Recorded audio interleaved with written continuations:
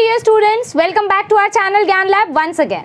तो I hope आपने अब तक सेल डिवीजन के सारे वीडियोस देख लिए हैं। सबसे पहले हमने बात की थी सेल साइकिल की, फिर उसके बाद हमने इंट्रोडक्शन देखा था माइटोसिस का, जिसमें हमने टाइप्स ऑफ सेल डिवीजन मतलब पढ़ा था, और फिर हमने देखा माइटोसिस का पूरा प्रोसेस इन डिटेल। अब आज का सेशन स्टार्ट करने से पहले मैं सिर्फ एक चीज़ आपको बताना चाहूँगी कि जो बच्चे 2022 में 12th का बोर्ड्स देने वाले हैं, जो बच्चे 2022 में 12th का बोर्ड्स देने वाले हैं, उन बच्चों के लिए हम जून से 1 जून से उनके लिए जूम सेशन स्टार्ट कर रहे हैं। जूम सेशन क्या होता है? आपके लाइव ऑनलाइन लेक्चर्स लेते हैं हम, जिसमें आप अपने डाउट्स लाइव सॉल्व कर सको, और हम आपके टेस्ट सीरीज़ कंडक्ट करते हैं, बहुत सारे इंटरैक्टिव सेशंस कंडक्ट करते हैं, और डेली आपका बायो और फिजिक्स का लेक्चर कंडक्ट होता है। इसकी प्राइस बहुत ही ज़्यादा मिनिमम होती है, आप अपने सीनियर्स से पूछ सकते हो। ऑलरेडी हमारे पिछले साल बहुत सारे बच्चों ने एनरोल किया था इस कोर्स के लिए। देखो, एक सिंपल सी चीज़ है, बहुत अच्छे से इसको सुनो, कि अगर आपको फ्री पढ़ना है, आपको कोई कॉस्ट नहीं देना है, तो आप हमारे वीडियोस देख सकते हो। मैंने जो वीडियोस बनाई हैं एकदम डिटेल में बनाई है, आप वो सारी वीडियोस देखोगे तो भी आपको सब कुछ समझ में आ जाएगा। लेकिन मुझे इतने सारे बच्चों के मैसेजेस आए कि मैम वीडियो देखने में वो फील नहीं आता है जो लाइव लेक्चर में आता है। तो उन बच्चों के लिए हम जूम सेशन स्टार्ट कर रहे हैं जिनको लाइव पढ़ना है। हम सारे टॉपिक्स आपको लाइव पढ़ाएंगे जूम पर, पूरा start to end. Every month lectures का नया नया पैकेजेस आएगा। सो इसके बारे में, मतलब ये जूम सेशन कब से स्टार्ट होगा, कौन से सब्जेक्ट का कितना फीस होगा, ये सारी इन्फॉर्मेशन मैं आपको 15 से 20 मई के बीच में अपलोड करूँगी।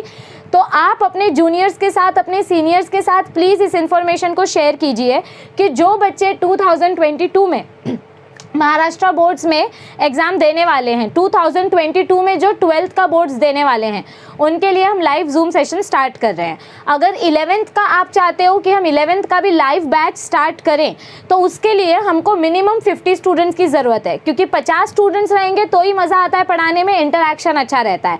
5-10 बच्चों के लिए मतलब एक नया बैच स्टार्ट करना, उतना टाइम निकालना थोड़ा सा ज़्यादा डिफ़िकल्ट हो जाता है। तो अगर 11th स्टैंडर्ड के लिए आप चाहते हैं कि हम बैच स्टार्ट करें, तो उतना ज़्यादा ग्रुप होना चाहिए। आप हमें मैसेज कीजिए व्हाट्सएप पर या टेलीग्राम ग्रुप पर। हम डेफिनेटली सोचेंगे कि 11th के लिए चालू करना है कि नहीं करना है, लेकिन 12th के लिए हम पक्का चालू करने वाले हैं जूम का बैच, क्योंकि बहुत सारे बच्चों की रिक्वेस्ट थी। चलो, तो ये इंपॉर्टेंट इंस्ट्रक्शन मुझे आपको देना था। अब हम स्टार्ट करते हैं आज के सेशन के साथ। आज के सेशन में हमको मियोसिस पढ़ना है, लेकिन मियोसिस पढ़ने से पहले डेथ ऑफ द सेल के बारे में मैं आपको बताना चाहूँगी, जो माइटोसिस के बाद आपको दिया गया है। डेथ ऑफ द सेल, ये एक पैराग्राफ बचा है जो मियोसिस के पहले आपको समझना ज़रूरी है। देखो, माइटोसिस या मियोसिस क्या होता है? Cell division. सेल डिवीजन क्यों होता है?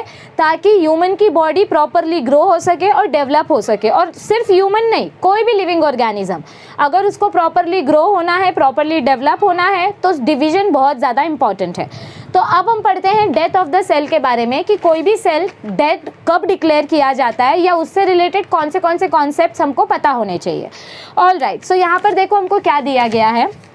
You may think of it as a bad for cells in your body to die। देखो, जब भी हम डेथ की बात करते हैं तो हमें हमेशा ऐसा लगता है कि ये बुरी चीज़ है, या ये डेंजरस चीज़ है, या ये नेगेटिव चीज़ है। डेथ वर्ड आते ही हमारे दिमाग में नेगेटिविटी आ जाती है, जो कि एक हद तक सही भी है, लेकिन एक हद तक गलत भी है। आप खुद इमेजिन करो, अगर आपके बॉडी में, आपके स्किन में कोई डिफेक्टिव या डैमेज सेल है, अगर वो गंदा सेल डिवाइड होता रहेगा तो आपकी बॉडी वीक हो जाएगी। तो जो बैक्टीरिया या जो अनवांटेड सेल्स होते हैं, जिनको हमको आगे डिवाइड नहीं करना है, तो उनकी डेथ होना ज़रूरी है। तो अगर आप डेथ ऑफ द सेल की बात कर रहे हो, तो एक चीज़ आपके दिमाग में क्लियर होनी चाहिए कि कौन सा सेल डेड हो रहा है और कौन सा सेल डेड नहीं हो रहा है। अगर अच्छा सेल डेड हो रहा है तो वो बॉडी के लिए डेंजरस बात है, लेकिन अगर कोई बुरा सेल डेड हो रहा है तो वो तो अच्छा ही है ना बॉडी के लिए, क्योंकि बॉडी उससे हेल्दी रहेगी। तो देखो, हम पढ़ते हैं यहाँ पर क्या दिया गया है।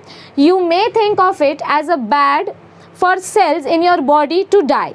इन मैनी केसेस दैट्स ट्रू। अगर हम एग्जाम्पल्स लें, जैसे कि it's not good for cells to die because of an injury, for example due to scrap और a harmful chemical which is called necrosis. मतलब क्या बोला गया है हमको यहाँ पर? अगर आपको चोट लग गई और उसके वजह से आपके स्किन सेल्स छिल गए, या आपको अंदरूनी चोट लग गई, अंदर ही अंदर आपको कोई स्किन डैमेज हो रहा है, कोई आपका बॉडी इन्फेक्शन हो रहा है, और उसके वजह से अगर आपके सेल्स की डेथ हो रही है, तो वो आपकी बॉडी के लिए बुरी बात है, क्योंकि उससे बॉडी वीक हो रही है। Okay, so this is not good for the body. अगर बॉडी के हेल्दी सेल्स मर रहे हैं तो वो अच्छी बात नहीं है। तो जब आपके बॉडी के हेल्दी सेल्स मरते हैं उसको हम बोलते हैं नेक्रोसिस। देखो पहले ये पूरा पैराग्राफ पढ़ो, मैं आपको बताऊंगी नेक्रोसिस क्या होता है। However, some cells of our body die not randomly but in a carefully controlled way. For example, during the embryonic development, the cells between the embryonic fingers died in a process called apoptosis to give a definite shape to the fingers. अब यहाँ पर देखो दो तरीके की death बताई गई है। क्या बताया गया है हमको? यहाँ पर दो तरीके की डेथ बताई गई है। एक होता है नेक्रोसिस और एक होता है अपोप्टोसिस। अपोप्टोसिस मतलब क्या होता है? जब आपके बॉडी के सेल्स या टिश्यूज़ प्रॉपर प्लानिंग के साथ खुद को डैमेज करते हैं। यानी कि अगर आपकी बॉडी को डेवलप होना है, जैसे समझो इमेजिन करो, कुछ कुछ लोगों का आपने देखा होगा कि कुछ कुछ लोगों की फिंगर्स जो है वो ऐसे जॉइंट होती है, क्योंकि उनके बीच के यहाँ के जो स्किन सेल्स होते हैं वो डिग्रेड होते ही नहीं। आपने मुर्गी का पंजा देखा होगा, मुर्गी के पंजे के बीच में इधर पे ऐसे वेब जैसा स्ट्रक्चर रहता है ताकि वो तैर सके। फिशेज़ या स्वॉन्स या डक जो बदक जो होती है या बदक जो होता है उसके पैरों के बीच में ऐसे यहाँ पे पंजे बने हुए होते हैं, मतलब यहाँ पे ऐसे वेब लाइक नेट के जैसा स्ट्रक्चर होता है जिसकी वजह से वो आसानी से स्विम कर पाता है। अगर हमारे यहाँ पर भी नेट का स्ट्रक्चर होता तो हमारा हाथ ऐसा ही होता। हम ऐसे अलग अलग फिंगर्स यूज़ नहीं कर पाते, जिसकी वजह से ना तो हम पेन पकड़ पाते, ना ही हम खाना खा पाते, ना ही हम आटा मल पाते, कुछ नहीं कर पाते। तो अगर हमको हमारी बॉडी प्रॉपरली डेवलप करनी है तो ये बहुत ज़रूरी है कि कुछ कुछ जगहों पर सेल्स की डेथ होनी चाहिए। जैसे फिंगर्स के बीच का टिश्यू अगर गायब नहीं होगा तो फिंगर के बीच में ऐसे फिंगर्स चिपकी रहेंगी। फिंगर्स अगर चिपकी हुई रहेंगी तो आप कुछ काम नहीं कर पाओगे। समझ में आ रही है आपको बात? तो जब आपके बॉडी में सोची समझी डेथ होती है, जब आपकी बॉडी में सोच समझ कर सेल्स किल होते हैं या डेड होते हैं, तो उस टाइप की डेथ को हम अपोप्टोसिस बोलते हैं। उस टाइप की डेथ को हम क्या बोलते हैं? अपोप्टोसिस। लेकिन जब आपका कोई टिश्यू अनवांटेड या एक्सीडेंटली मर जाता है, मतलब वो बोलते हैं ना कि अभी तक उसका बुलावा नहीं आया था और वो मर गया, तो वैसे टाइप की डेथ को हम बोलते हैं नेक्रोसिस। मैं अपने बॉडी टिश्यू की बात कर रही हूँ। जब हमारे सेल्स अगर अनडिसाइडेड पैटर्न में या एक्सीडेंटली, जैसे गिरने के वजह से आपकी स्किन छिल गई तो आपके स्किन के सेल्स मर गए, तो ऐसे एक्सीडेंटली या अनवांटेड तरीके से जब आपके सेल्स की डेथ होती है तो उसको हम बोलते हैं नेक्रोसिस। लेकिन आपकी बॉडी में बहुत बार प्लानिंग करके कुछ सेल्स को मारा जाता है ताकि आपकी बॉडी और अच्छी हो सके, तो उस टाइप की डेथ को हम बोलते हैं अपोप्टोसिस। यानी पूरा प्रोग्रामिंग करके, प्लानिंग करके सेल्स को किल किया जा रहा है। सो दैट इज अपोप्टोसिस, ताकि बॉडी डेवलप हो सके, अच्छी हो सके। और अगर बॉडी में एक्सीडेंटली सेल्स की डेथ हो रही है तो उसको हम बोलते हैं नेक्रोसिस। तो देखो यहाँ पे क्या बताया गया है। This is a common form of programmed cell death where cells undergo cellular suicide when they receive certain signals. तो ऐसे कुछ एंजाइम्स और प्रोटीनिक सिग्नल्स होते हैं जिसके वजह से हमारे सेल्स ऑटोमेटिकली डिग्रेड होना स्टार्ट हो जाते हैं, और उस डेथ को हम बोलते हैं अपोप्टोसिस, जिससे बॉडी डेवलप हो सके, जिससे बॉडी अच्छे से शेप ले सके, अच्छे से स्ट्रक्चर ले सके और अच्छे से डेवलप हो सके। Apoptosis involves the cell death, but it benefits the organism as a whole. मैं आपको बार बार बोल रही हूँ, अपोप्टोसिस से ऑर्गेनिज्म को फ़ायदा होता है, नुकसान नहीं होता है, क्योंकि अपोप्टोसिस की वजह से बॉडी को एक अच्छा स्ट्रक्चर, एक अच्छा शेप मिलता है। नेक्रोसिस के वजह से आपकी बॉडी डैमेज होती है, इसके वजह से आपकी बॉडी को नुकसान पहुँचता है। Okay, so apoptosis involves the cell death, but it benefits the organism as a whole. For instance, by letting fingers develop or by eliminating potential cancer cells. अगर समझो आपकी बॉडी में अनवांटेड कैंसर सेल्स डेवलप हो रहे हैं तो body पहले से ही उसको पहचान लेगी और उन अनवांटेड सेल्स को किल करेगी। तो जो अनवांटेड सेल्स है, जो बॉडी के लिए अच्छे नहीं हैं, अगर उनको मारना है तो हमको अपोप्टोसिस करना पड़ेगा। और अगर आपके बॉडी में अचानक से कोई सेल्स की डेथ होने स्टार्ट हो जा रही है जो बॉडी के लिए इम्पॉर्टेंट है, इंपॉर्टेंट सेल्स अगर अचानक से मर रहे हैं, तो उस टाइप के डेथ पैटर्न को हम बोलते हैं नेक्रोसिस। आप ग्रेजुएशन में इसके बारे में पूरा डिटेल में पढ़ोगे। ये पूरा कंप्लीट पाथवे होता है, एक कैस्केड होता है, बहुत बड़ा मैकेनिज्म है, बहुत मज़ा आएगा आपको वो पढ़ने में। तो अभी के लिए आई होप आपको इंट्रोडक्शन समझ गया होगा कि जब कोई भी सेल डेड होता है तो उसकी जगह न्यू सेल्स आते हैं और उसी को हम बोलते हैं सेल डिवीजन। तो इतना इंट्रोडक्शन आई होप आपको समझ में आ गया होगा। अब हम स्टार्ट करेंगे मियोसिस के बारे में। ऑल राइट, सो अब हम देखते हैं मियोसिस की थ्योरी के बारे में।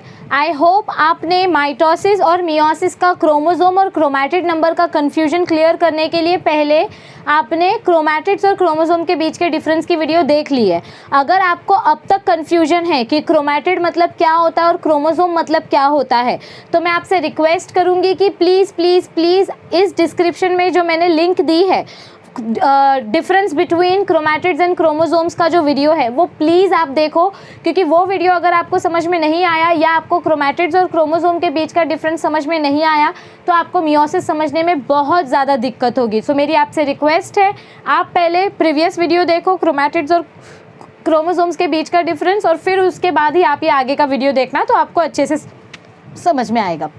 ऑल राइट, तो अब हम स्टार्ट करते हैं मियोसिस की थ्योरी के साथ। मियोसिस के इंट्रोडक्शन में हमें क्या बताया गया है?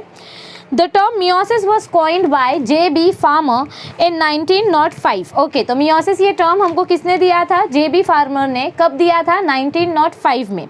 It takes place only in reproductive cells during the formation of gametes. हमको एक चीज़ यहाँ पर बहुत इंपॉर्टेंट क्या बोली गई है कि मियोसिस सिर्फ और सिर्फ डिप्लॉयड सेल्स में होता है and specially only in reproductive sales. देखो, आपको एक चीज़ बताना चाहती हूँ मैं।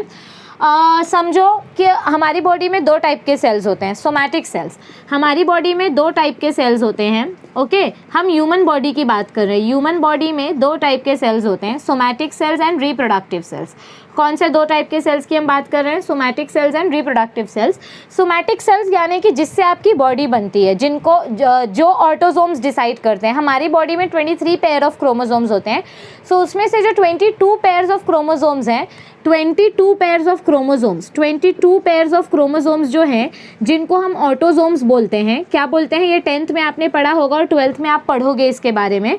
इनको हम ऑटोसोम्स बोलते हैं। ये जो ऑटोसोम्स होते हैं ये हमारी सोमैटिक बॉडी यानी कि हमारी पूरी बॉडी का डेवलपमेंट डिसाइड करते हैं।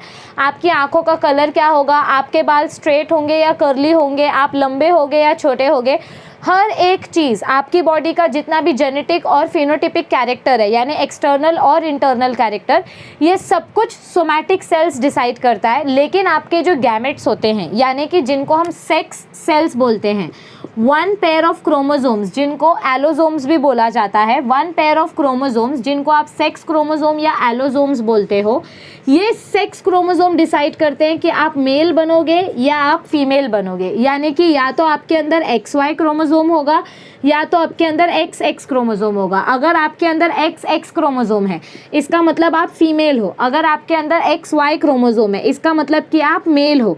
हाँ, कभी कभी क्रोमोसोम डिसजंक्शन के टाइम पे यानी कि मियोसिस के टाइम पे जब सेल्स अलग होते हैं तो कभी कभी क्रोमोसोम नंबर चेंज हो जाता है। किसी सेल में 22 क्रोमोसोम्स चले जाते हैं, किसी सेल में 24 क्रोमोसोम्स चले जाते हैं। तो जब क्रोमोसोम का नंबर चेंज हो जाता है, एक्स्ट्रा क्रोमोसोम आ जाता है, समझो यहाँ पे एक एक्स्ट्रा X क्रोमोसोम आ गया या यहाँ पे एक एक्स्ट्रा Y क्रोमोसोम आ गया, तो ये जो एक्स्ट्रा क्रोमोसोम है इसके वजह से एक अलग टाइप का डिसऑर्डर हमको देखने को मिलता है जिसको हम बोलते हैं लाइन फिल्टर सिंड्रोम, या ऐसे बहुत सारे अलग अलग सिंड्रोम्स के बारे में आप पढ़ोगे जब एबनॉर्मल क्रोमोसोम नंबर देखा जाता है। देखो, आपने एक ही चीज़ पढ़ी है कि क्रोमोसोम्स हमेशा पेयर में प्रेजेंट होते हैं। ओके, या तो सिंगल प्रेजेंट होंगे या तो पेयर में प्रेजेंट होंगे। मतलब अगर हम हेप्लॉइड सेल्स की बात कर रहे हैं तो सिंगल होंगे, डिप्लॉइड सेल्स की बात कर रहे हैं तो पेयर में होंगे। अगर आपको एक ही जगह पे 3 क्रोमोसोम्स देखने को मिले या एक ही जगह पे 1 क्रोमोसोम देखने को मिले, मतलब 2 से ज़्यादा या 2 से कम, तो उस कंडीशन को हम बोलते हैं एन्यूप्लॉइडी। क्या बोलते हैं उस कंडीशन को हम? एन्यूप्लॉइडी। आप ऐसे अलग अलग क्रोमोसोमल डिफेक्ट्स, क्रोमोसोमल डिसऑर्डर्स के बारे में पढ़ोगे। खैर, मैं आपको ये नहीं बताना चाह रही थी, मैं आपको ये बताना चाह रही थी कि हमारी बॉडी में 2 तरीके के सेल्स होते हैं। एक होते हैं सोमैटिक सेल्स और एक होते हैं जर्म सेल्स, या जिनको आप बोलते हो रिप्रोडक्टिव सेल्स। ठीक है, तो ये जो रिप्रोडक्टिव सेल्स होते हैं इनको हम गैमेट्स भी बोलते हैं और इनको हम जर्म सेल्स भी बोलते हैं। क्या बोलते हैं हम इनको? जर्म सेल्स या जर्मिनल सेल्स या गैमेट्स आप बोल सकते हो। अब आपको एक चीज़ पता है कि ये जो गैमेट्स होते हैं they are always haploid. Gametes कैसे होते हैं? Gametes are always haploid. और आपके जो सोमैटिक सेल्स होते हैं यानी कि आपके स्किन के सेल्स, आपकी आंखों के सेल, आपके बाल के सेल, आपके पैर के नाखून के सेल्स, ये सारे के सारे सेल्स डिप्लॉयड होते हैं। Somatic cells are always diploid, gametes are always haploid. Imagine करो अगर गैमेट्स भी डिप्लॉयड होते तो समझो गैमेट्स 2 टाइप के होते हैं। गैमेट्स 2 टाइप के होते हैं, एक होता है मेल गैमेट, एक होता है फीमेल गैमेट। इमेजिन करो अगर गैमेट डिप्लॉयड होता तो मेल गैमेट से 46 क्रोमोसोम आता, फीमेल गैमेट से 46 क्रोमोसोम आता, दोनों फ्यूज़ होके हमको जो जाइगोट देते उस जाइगोट में कितना क्रोमोसोम हो जाता, 92 क्रोमोसोम हो जाता, यानी कि टोटली एबनॉर्मल चाइल्ड, क्योंकि नॉर्मल क्रोमोसोम्स ह्यूमंस में कितना होना चाहिए, 46 होना चाहिए। तो अगर गैमेट्स डिप्लॉयड होते तो जाइगोट एबनॉर्मल होता, और इसीलिए ये बहुत इंपॉर्टेंट है कि गैमेट्स कभी भी डिप्लॉयड नहीं होने चाहिए। गैमेट्स हमेशा कैसे होने चाहिए, हैप्लॉयड होने चाहिए। तो गैमेट्स अगर हैप्लॉयड हैं इसका मतलब इनके अंदर 23 क्रोमोसोम्स है, इनके अंदर 23 क्रोमोसोम्स है, दोनों को फ्यूज़ करेंगे तो जाइगोट में 46 क्रोमोसोम्स आएंगे, और इसीलिए फिर हम जाइगोट को बोलते हैं डिप्लॉयड सेल। जाइगोट को हम क्या बोलते हैं, डिप्लॉयड सेल। अब ये साइकिल लाइफ टाइम चलती रहती है, ठीक है। तो हमारी बॉडी के जो सोमैटिक सेल्स है ये कैसे बनते हैं, आपका जो जाइगोट है, समझो मानो मैं इधर लिख देती हूँ कि ये हमारा जो जाइगोट है, स्पर्म से 23 गैमेट्स आए, ओवा से 23 गैमेट्स आए, दोनों ने फ्यूज़ करके हमको जाइगोट दिया। जाइगोट के पास 46 क्रोमोसोम्स हैं, ओके, आधे फादर के आधे मदर के। अब ये जो जाइगोट है ये धीरे धीरे करके डेवलप होगा, 1 से 2 बनेगा, 2 से 4 बनेगा, 4 से 8 बनेगा, 8 से 16 बनते जाएगा। तो ऐसे धीरे धीरे करके इसके अंदर डेवलपमेंट होंगे, ठीक है। तो सारे सेल्स, ये जो सारे सेल्स बन रहे हैं ये किसके वजह से बन रहे हैं, यहाँ पे कौन सा प्रोसेस हो रहा है, माइटोसिस हो रहा है। माइटोसिस में हमने क्या पढ़ा था, you get the exact duplicate copy of the parent cell, मतलब जैसा आपका पेरेंट सेल होगा वैसे ही आपको कंटिन्यू डॉटर सेल्स मिलते जाएंगे। तो अगर आपका जाइगोट 46 क्रोमोसोम्स का है तो इसके जितने भी कॉपी बन रही हैं सारी की सारी 46 क्रोमोसोम्स के साथ ही बन रही है, मतलब ये सारे के सारे सेल्स डिप्लॉयड हैं। ये सारे के सारे सेल्स क्या हैं, डिप्लॉयड हैं, सबके पास 46 क्रोमोसोम्स हैं। लेकिन आगे जाके बच्चों आपकी लाइफ में आपने देखा होगा कि आप 12th स्टैंडर्ड में पढ़ोगे और आप 11th स्टैंडर्ड में भी पढ़ोगे एनिमल टिश्यू वाले चैप्टर में, कि आगे जाके हमारी बॉडी के जो सेल्स होते हैं यानी जाइगोट के जो सेल्स होते हैं ये आगे जाके डिफ्रेंसिएशन का प्रोसेस करते हैं। क्या करते हैं, ये आगे जाके डिफ्रेंसिएशन का प्रोसेस करते हैं। डिफ्रेंसिएशन मतलब क्या होता है आपको मैं समझाती हूँ। समझो 10th स्टैंडर्ड तक सब बच्चों को सेम सब्जेक्ट है, लेकिन 10th के बाद कोई बच्चा आर्ट्स ले रहा है, कोई बच्चा कॉमर्स ले रहा है, कोई बच्चा साइंस ले रहा है, कोई बच्चा पेस जा रहा है, कोई बच्चा ITI की ट्रेनिंग ले रहा है, तो कोई बच्चा नॉन वोकेशनल कोर्स कर रहा है, तो कोई बच्चा 10th के बाद ही अर्निंग करना स्टार्ट कर दे रहा है। सबका फील्ड अलग अलग हो जाता है, सबका फील्ड क्या हो जाता है, अलग अलग हो जाता है। तो 10th तक जब तक वो बच्चा था तो इमेजिन करो कि 10th तक आपका जाइगोट यानी कि कुछ दिन, स्टार्टिंग के जो कुछ दिन होते हैं फर्टिलाइजेशन के बाद के 10 से 12 दिन जो होते हैं, जाइगोट जब डेवलप होता है तो उस टाइम पे सारे सेल्स सेम होते हैं, सारे सेल्स डिप्लॉयड होते हैं। लेकिन ब्लास्टुला बनने के बाद, गैस्ट्रुला बनने के बाद, आप 12th में पढ़ोगे, मैं जो ये बोल रही हूँ ना आप 12th में पढ़ोगे, जब जाइगोट डेवलप होता है तो जाइगोट डेवलप होने के बाद एक पर्टिकुलर पॉइंट आता है जब जाइगोट एम्ब्रियो बनना चाहता है, और एम्ब्रियो बनने के बाद एम्ब्रियो के अंदर डिफ्रेंसिएशन देखने को मिलता है। हमको क्या देखने को मिलता है, डिफ्रेंसिएशन, यानी कि अब इनमें से कुछ सेल्स आगे जाके आपके एक्टोडर्म के टिश्यू बनाएंगे, यानी कि आपके बॉडी के दूसरे पार्ट्स, कुछ सेल्स आपके मीसोडर्म के टिश्यू बनाएंगे।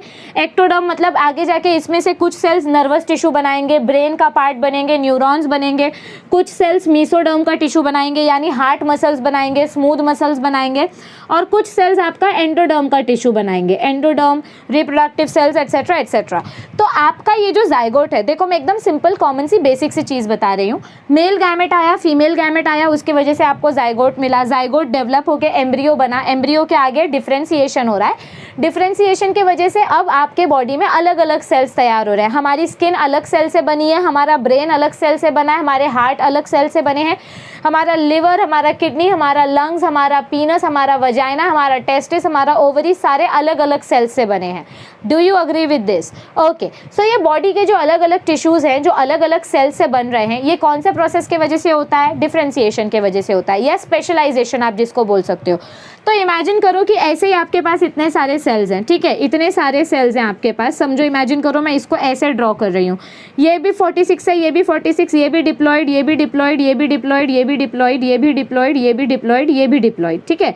लेकिन अब मुझे कहीं ना कहीं तो आपको वापस, अगर मैं बन रही हूँ तो मेरी बॉडी में ब्रेन बनना ज़रूरी है, स्किन बनना ज़रूरी है, लंग्स, टिश्यू, लिवर सब बनना ज़रूरी है। ठीक उसी तरीके से मेरी बॉडी में गैमेट्स भी बनना चाहिए, और गैमेट्स हमेशा हैप्लॉइड होने चाहिए। गैमेट्स हमेशा कैसे होने चाहिए? हैप्लॉइड होने चाहिए। तो मेरी बॉडी के जो कुछ स्पेशलाइज्ड सेल्स होते हैं, क्या बोल रही हूँ मैं आपको, मेरी बॉडी में जो कुछ स्पेशलाइज्ड सेल्स होंगे जो सेक्सुअल ऑर्गन्स में प्रेजेंट होंगे, यानी फीमेल्स की ओवरी और मेल्स के टेस्टिस, जो फीमेल्स की ओवरी और मेल के टेस्टिस के सेक्सुअल ऑर्गन के जो सेल्स होंगे उनको हम बोल देंगे स्पेशलाइज्ड सेल्स। क्या बोलेंगे उनको हम? Specialized cells. तो इन स्पेशलाइज्ड सेल्स में आपको माइटोसिस देखने नहीं मिलता है। इन स्पेशलाइज्ड सेल्स में आपको क्या देखने के लिए मिलता है? इनके अंदर देखने के लिए मिलता है आपको मियोसिस। क्या देखने मिलता है यहाँ पर आपको? मियोसिस। क्योंकि मियोसिस में क्या होता है? मियोसिस में आपको गैमेट फॉर्मेशन देखने को मिलता है। माइटोसिस में हमने क्या पढ़ा था? अगर हमारा पेरेंट सेल डिप्लॉयड है, अगर आपके पास ऐसा कोई पेरेंट सेल है जिसके पास 46 क्रोमोसोम यानी कि 2n है, तो डॉटर सेल्स में भी जो 2 डॉटर सेल्स बनेंगी वो भी ऐसी ही बनेंगी। मतलब जितना पेरेंट के पास क्रोमोसोम है उतना ही डॉटर के पास आएगा। लेकिन मियोसिस में ऐसा नहीं होता है। मियोसिस में क्या होता है? मियोसिस में आपके पेरेंट के पास जितना क्रोमोसोम है उसका हाफ क्रोमोसोम आपके डॉटर सेल्स के पास जाता है। और हमेशा याद रखो, 1 से भले 2, 2 से भले 4। इसलिए मियोसिस में आपको 1 सेल से 2 सेल नहीं मिलते, 1 सेल से 4 सेल मिलते हैं। बस फ़र्क इतना है कि आपको 2 बार प्रोसेस करना पड़ता है, एक बार मियोसिस 1, एक बार मियोसिस 2। तो जब मियोसिस 1 होता है, जब मियोसिस 1 का प्रोसेस होता है तो मियोसिस 1 की मदद से आपको आपके क्रोमोसोम का हाफ पॉपुलेशन देखने मिलता है। और जब मियोसिस 2 होता है तो आपको यहाँ पर इक्वेशनल डिवीजन यानी कि इसका डुप्लीकेट कॉपी, यहाँ पर आपको अब सेम डुप्लीकेट कॉपी देखने को मिलता है। तो मियोसिस 1 में क्या हुआ? मियोसिस 1 में जो आपका ओरिजिनल क्रोमोसोम नंबर था वो हाफ हो गया। मियोसिस 1 में क्या हुआ? आपका जो ओरिजिनल क्रोमोसोम नंबर था वो हाफ हो गया। और मियोसिस 2 में क्या हो रहा है? मियोसिस 2 में आपका जो मियोसिस 1 का प्रोडक्ट है बस उसका डुप्लीकेट कॉपी बन रहा है। यानी मियोसिस 2 माइटोसिस के जैसा है, लेकिन मियोसिस 1 अलग है। मियोसिस 1 में आपका पेरेंट सेल अगर डिप्लॉयड है तो आपका डॉटर सेल हैप्लॉयड बनेगा।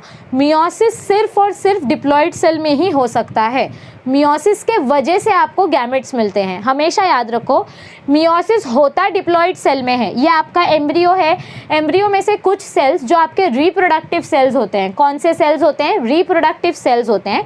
रिप्रोडक्टिव सेल्स में मियोसिस किया जाता है। रिप्रोडक्टिव सेल्स में क्या किया जाता है? मियोसिस किया जाता है, क्योंकि मियोसिस की वजह से ही आपको गैमेट्स मिलेंगे। और गैमेट्स हमेशा कैसे होने चाहिए? हैप्लॉयड होने चाहिए। कैसे होने चाहिए गैमेट्स? हैप्लॉयड होने चाहिए। इस वजह से इनके अंदर माइटोसिस नहीं देखा जाता है, इनके अंदर मियोसिस देखा जाता है। मियोसिस के जो 2 फेजेस हैं, मियोसिस 1 और मियोसिस 2, इनको भी डिटेल में हम स्टडी करेंगे। इनको डिटेल में आपको बताया गया है। बस आप एक चीज़ याद रखो, मैं आपको बार बार बोलती हूँ कि ये जो फेजेस हैं ये हमने अपनी कन्वीनियंस के हिसाब से सेपरेट किया हुआ है।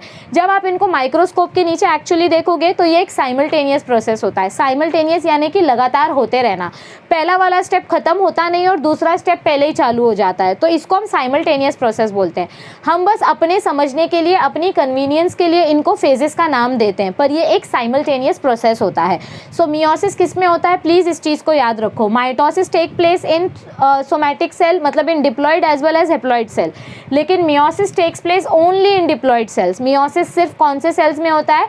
डिप्लॉयड सेल्स, और वो भी सिर्फ और सिर्फ रिप्रोडक्टिव सेल्स में, क्योंकि मियोसिस के वजह से हमको क्या मिलते हैं? गैमेट्स मिलते हैं। और गैमेट्स हमेशा कैसे होने चाहिए? हैप्लॉयड होने चाहिए, क्योंकि हैप्लॉयड गैमेट्स फ्यूज करके हमको डिप्लॉयड जाइगोट देते हैं। फिर वो जाइगोट डेवलप होकर एम्ब्रियो बनाता है, और फिर उस एम्ब्रियो के अंदर आपके वापस गैमेट्स बनना स्टार्ट होते हैं, ताकि वो एम्ब्रियो आगे जाके जब अडल्ट बने तो उसके अंदर गैमेट्स पहले से रेडी रहें, और फिर वो अडल्ट बनेगा, फिर उसका गैमेट किसी दूसरे गैमेट के साथ फ्यूज़ होगा, फिर उसका बच्चा होगा। तो ये एक साइक्लिक प्रोसेस है जो कंटिन्यू चलते रहता है, और इसी की वजह से तो पॉपुलेशन आगे बढ़ता है, इसी की वजह से स्पीशीज़ कंटिन्यू होते हैं। और एक इम्पॉर्टेंट चीज़ यहाँ पे जो बहुत बहुत बहुत इंपॉर्टेंट है, ये 2 अलग अलग गैमेट्स जब एक साथ आते हैं तो सबसे इंपॉर्टेंट कॉन्सेप्ट यहाँ पर क्या होता है? देखो, ये आपका मेल है, ये आपका फीमेल, ये आपकी फीमेल है। मेल का क्रोमोसोम और फीमेल का क्रोमोसोम, ये इनके अंदर कुछ अलग जेनेटिक कैरेक्टर्स होंगे, इनके अंदर कुछ अलग जेनेटिक कैरेक्टर्स होंगे, और दोनों के मिक्सचर से जो जाइगोट बन रहा है इसके अंदर तो कुछ एकदम नया ही जेनेटिक कैरेक्टर होगा। तो ये जो नया जाइगोट बना है इसको हम बोलते हैं वेरिएशन। क्या बोलते हैं इसको हम? वेरिएशन। वेरिएशन यानी कि अभी आपने तो देखा होगा कि ना तो आप टोटली अपने पप्पा के जैसे दिखाई देते हो, ना आप टोटली अपने मम्मी के जैसे दिखाई देते हो, आपके अंदर दोनों के थोड़े थोड़े क्वालिटीज़ हैं। तो इसी चीज़ को हम बोलते हैं वेरिएशन, क्योंकि पॉपुलेशन को आगे बढ़ाना है और एनवायरनमेंट के हिसाब से अगर अडेप्ट करना है तो वेरिएशन होना बहुत ज़रूरी है। अगर लिविंग ऑर्गेनिजम्स के अंदर वेरिएशन नहीं होगा तो उनका सर्वाइव करना बहुत डिफ़िकल्ट हो जाएगा। वो बोलते हैं ना, जो इंसान, जो ऑर्गेनिज्म एनवायरनमेंट के हिसाब से खुद को नहीं ढालता है तो उसका सर्वाइवल बहुत डिफ़िकल्ट हो जाता है। सर्वाइवल ऑफ द फिटेस्ट में यही बोला गया है कि अगर आपने अपने अंदर बदलाव किया तो आप रह पाओगे, नहीं किया तो आप नहीं रह पाओगे। और इसीलिए वेरिएशन बहुत इंपॉर्टेंट है। तो वेरिएशन किसके वजह से होता है? गैमेट्स की वजह से। गैमेट्स किसके वजह से बनते हैं? मियोसिस के वजह से। मियोसिस कौन से सेल्स में होता है? रिप्रोडक्टिव सेल्स में होता है। और जिन सेल्स में मियोसिस होता है, यानी कि जिन रिप्रोडक्टिव सेल्स में, ये जो स्पेशलाइज्ड सेल्स की हमने बात की, जिनके अंदर मियोसिस प्रोसेस होता है, इन सेल्स को हम बोलते हैं मियोसाइट्स। क्या बोलते हैं इन सेल्स को हम? मियोसाइट। मियो यानी कि मियोसिस, साइट यानी कि सेल। तो जिन सेल्स के अंदर मियोसिस प्रोसेस होता है, यानी कि आपके रिप्रोडक्टिव सेल्स, मेल्स में टेस्टिस और फीमेल्स में ओवरी, तो इन सेल्स के अंदर जब मियोसिस होता है तो उन सेल्स को हम बोलते हैं मियोसाइट्स। तो हम थ्योरी में देख रहे थे कि जेबी फार्मर ने 1905 में हमको मियोसिस की थ्योरी बताई। ओके, मतलब मियोसिस का टर्म हमको दिया, और ये प्रोसेस सिर्फ और सिर्फ रिप्रोडक्टिव सेल्स में देखा जाता है गैमेट फॉर्मेशन के टाइम पे। By this division the number of chromosomes is reduced to half. तो मियोसिस के वजह से हमारे पेरेंट सेल का जो क्रोमोसोम नंबर होता है वो हाफ में रिड्यूस हो जाता है। Okay, and that is why it is called as reductional division. ये मैंने आपको पहले भी बताया था। माइटोसिस में आपको इक्वल क्रोमोसोम देखने को मिलता है, तो हम इस डिवीजन को इक्वेशनल डिवीजन बोलते हैं। लेकिन मियोसिस में आपको हाफ नंबर ऑफ क्रोमोसोम्स देखने को मिलते हैं। मतलब पेरेंट सेल में अगर 2n है तो डॉटर सेल में n और n होगा, मतलब हाफ हो जाता है, क्रोमोसोम नंबर रिड्यूस हो जाता है। इसीलिए मियोसिस को रिडक्शनल डिवीजन बोला जाता है। The cells in which meiosis takes place are termed as meiocytes. जिन सेल्स के अंदर मियोसिस प्रोसेस होता है उन सेल्स को मियोसाइट्स बोला जाता है। Meiosis produces 4 haploid daughter cells from a diploid parent cell. तो जो मैंने आपको यहाँ पर ड्रॉ करके बताया, आपके पास एक डिप्लॉयड रिप्रोडक्टिव सेल है, इसके अंदर मियोसिस होता है, और मियोसिस की वजह से आपको 4 हैप्लॉइड डॉटर सेल्स मिलते हैं। कितने सेल्स मिलते हैं? 4 haploid daughter sales. Okay, meiosis is of 2 सब टाइप्स। अब हमको यहाँ पर क्या बताया गया है? मियोसिस 2 टाइप का होता है। पहला होता है मियोसिस 1, दूसरा होता है मियोसिस 2। मियोसिस 1 में देखो क्या होता है, नाम क्या दिया है? फर्स्ट मियोटिक डिवीजन और हेट्रोटिपिक डिवीजन। इसको हेट्रोटिपिक क्यों बोला गया है मैं बताऊंगी। सो मियोसिस 1 और सेकेंड मियोसिस को क्या बोला गया है? सेकेंड मियोटिक डिवीजन और होमोटिपिक डिवीजन। देखो इधर होता क्या है, मियोसिस 1 में हेट्रोटिपिक क्यों बोला गया है? हेटेरोटिपिक यानी कि डिफरेंट। देखो, आपके पेरेंट सेल के पास डिप्लॉयड नंबर ऑफ क्रोमोसोम्स थे। जब मियोसिस 1 हुआ तो आपको जो 2 सेल्स मिले, दोनों में क्रोमोसोम्स का नंबर हाफ हो गया। पेरेंट के पास 2n था, अब डॉटर के पास हाफ और हाफ n हो गए। तो इसके पास अलग नंबर है और ये अलग अलग नंबर है। समझ में आ रही है बात? यहाँ पे 46 क्रोमोसोम्स थे, यहाँ पर अब 23 और 23 क्रोमोसोम्स हैं, तो नंबर बदल गया। इसीलिए इस टाइप के डिवीजन को हम क्या बोलते हैं? हेट्रोटिपिक डिवीजन। क्या बोलते हैं ऐसे टाइप के डिवीजन को? हम हेटेरोटिपिक डिवीजन। हेट्रो मतलब क्या होता है? डिफरेंट, यानी कि आपके पेरेंट सेल में डबल नंबर था और डॉटर सेल में आधा नंबर है, दोनों के पास अलग अलग क्रोमोसोम्स है, इसीलिए हेटेरोटिपिक। और जब यही मियोसिस 1 के बाद जब मियोसिस 2 होगा, यहाँ पे जब मियोसिस 2 होगा, तो यहाँ पे जो आपको 4 हैप्लॉइड सेल्स मिलेंगे, 4 हैप्लॉइड डॉटर सेल्स मिलेंगे, इन सब के अंदर आपको ये सेम, यहाँ पे n है तो यहाँ पे भी n आपको दिखाई दे रहा है। यानी अब इनके पास सेम जैसे पेरेंट सेल के पास था वैसे ही इन डॉटर सेल्स के पास आया है। तो ऐसे टाइप को डिवीजन को हम बोलते हैं होमोटिपिक डिवीजन। होमोटिपिक मतलब क्या होता है? होमो मतलब सेम, यानी कि मियोसिस 1 करने के बाद जो आपको नंबर मिला क्रोमोसोम का, वही आपको मियोसिस 2 करने के बाद मिल रहा है। तो ये दोनों सेम है इसीलिए होमोटिपिक, ये दोनों अलग है इसीलिए हेट्रोटिपिक। तो मियोसिस 1 को हेट्रोटिपिक बोला जाता है, मियोसिस 2 को होमोटिपिक बोला जाता है। आई होप आपको अब तक समझ में आया है। अब हम फटाफट मियोसिस 1 समझेंगे और फिर उसके बाद मियोसिस 2 समझेंगे। ऑल राइट, तो अब हमें देखिए आगे क्या बताया गया है मियोसिस 1 के थ्योरी के बारे में। फर्स्ट मियोटिक डिवीजन को ही हम हेट्रोटिपिक डिवीजन भी बोलते हैं। क्यों? क्योंकि पेरेंट सेल के पास जितना नंबर ऑफ क्रोमोसोम है उसका half chromosome first daughter cells के पास होता है, यानी मियोसिस 1 के डॉटर सेल्स के पास होता है हाफ क्रोमोसोम्स। तो पेरेंट सेल के पास अलग नंबर ऑफ क्रोमोसोम और फर्स्ट डॉटर सेल्स के पास अलग नंबर ऑफ क्रोमोसोम, इसीलिए इस डिवीजन को हेट्रोटिपिक बोला जाता है। हेट्रो यानी कि different number of chromosomes. So during first meiotic division diploid cell is divided into 2 haploid cells. क्या बोला गया है हमको यहाँ पर? जब फर्स्ट मियोटिक डिवीजन होता है तो डिप्लॉयड सेल्स कितने पार्ट में डिवाइड हो जाते हैं? 2 पार्ट में डिवाइड 2 डॉटर सेल्स देते हैं, 2 haploid daughter cells, and the daughter cells resulting from this division are different from the parent cell in chromosome number. I am so sorry, parent cell के पास diploid number of chromosomes थे यानी 46 chromosomes थे, और daughter cells के पास जो 2 haploid daughter sales बनी है उनके पास हाफ नंबर ऑफ क्रोमोसोम्स है, तो नंबर रिड्यूस हो गया। इसीलिए इस प्रोसेस को हम बोलते हैं हेट्रोटिपिक डिवीजन। क्या बोलते हैं इस टाइप के डिवीजन को हम? Heterotypic division. Hence this division is also called as heterotypic division. देखो एक बार, ये वीडियो थोड़ा सा लंबा होगा लेकिन मैं इसमें पूरा मियोसिस का टॉपिक कंप्लीट करूंगी, तो इसको एंड तक देखना। देखो हमने सेल साइकिल में पढ़ा था, सेल साइकिल में हमने क्या पढ़ा था? इतना पार्ट इंटरफेस का होता है। इतना पार्ट किसका होता है? इंटरफेस का होता है। G1 phase, S phase, G2 phase. तो हमने क्या देखा था कि G1 फेज में आपका जो नया डेवलप्ड सेल्स आता है, जो न्यू सेल है, ये खुद को मैच्योर करता है। ओके, ये खुद को मैच्योर करता है, तो ये डिप्लॉयड सेल है। ये कैसा सेल है? डिप्लॉयड सेल है। डिप्लॉयड यानी कि इसके पास कितने नंबर ऑफ क्रोमोसोम्स हैं? इसके पास ऐसे 46 क्रोमोसोम्स होंगे। डिप्लॉयड क्रोमोसोम्स है मतलब 46 क्रोमोसोम्स होंगे। ऐसे टोटल 46 होंगे। ओके, ऐसे टोटल कितने क्रोमोसोम्स होंगे? 46 क्रोमोसोम्स होंगे। फिर एस फेज में हमने क्या पढ़ा था? डीएनए का रेप्लिकेशन होता है। एस फेज में हमने क्या पढ़ा था? डीएनए का रेप्लिकेशन होता है। डीएनए रेप्लिकेशन होगा मतलब ये 46 क्रोमैटिड्स जो हैं, देखो ये 46 क्रोमैटिड्स हैं, इनको आप क्रोमोसोम्स भी बोल सकते हो। हमेशा याद रखो, आप सेंट्रोमियर के नंबर के हिसाब से डिसाइड करते हो कि कितना क्रोमोसोम्स बनेगा। अगर एक सेंट्रोमियर है तो एक क्रोमोसोम, 2 सेंट्रोमियर है तो 2 क्रोमोसोम, 46 सेंट्रोमियर है तो 46 क्रोमोसोम्स। तो डीएनए रेप्लिकेशन में क्या होगा? ये ऐसा आपका एक क्रोमैटिड था, ऐसा आपका दूसरा क्रोमैटिड था, ऐसा आपका तीसरा क्रोमैटिड था, ऐसे टोटल आपके पास 46 क्रोमैटिड्स थे। क्या थे आपके पास? 46 क्रोमैटिड्स। लेकिन हम यहाँ पर डीएनए को डुप्लीकेट कर रहे हैं, यानी कि डीएनए रेप्लिकेशन कर रहे हैं। तो डीएनए रेप्लिकेशन के वजह से और एक एक्स्ट्रा क्रोमैटिड्स आ गए। हर एक क्रोमैटिड का एक डुप्लीकेट कॉपी बन गया। हर एक क्रोमैटिड का क्या हो गया? डुप्लीकेट कॉपी बन गया। तो पहले 46 क्रोमैटिड्स था, लेकिन अब डबल हो गया, यानी कि अब हमारे पास 92 क्रोमैटिड्स हो गए। अब हमारे पास कितने क्रोमैटिड्स हो गए? 92 क्रोमैटिड्स।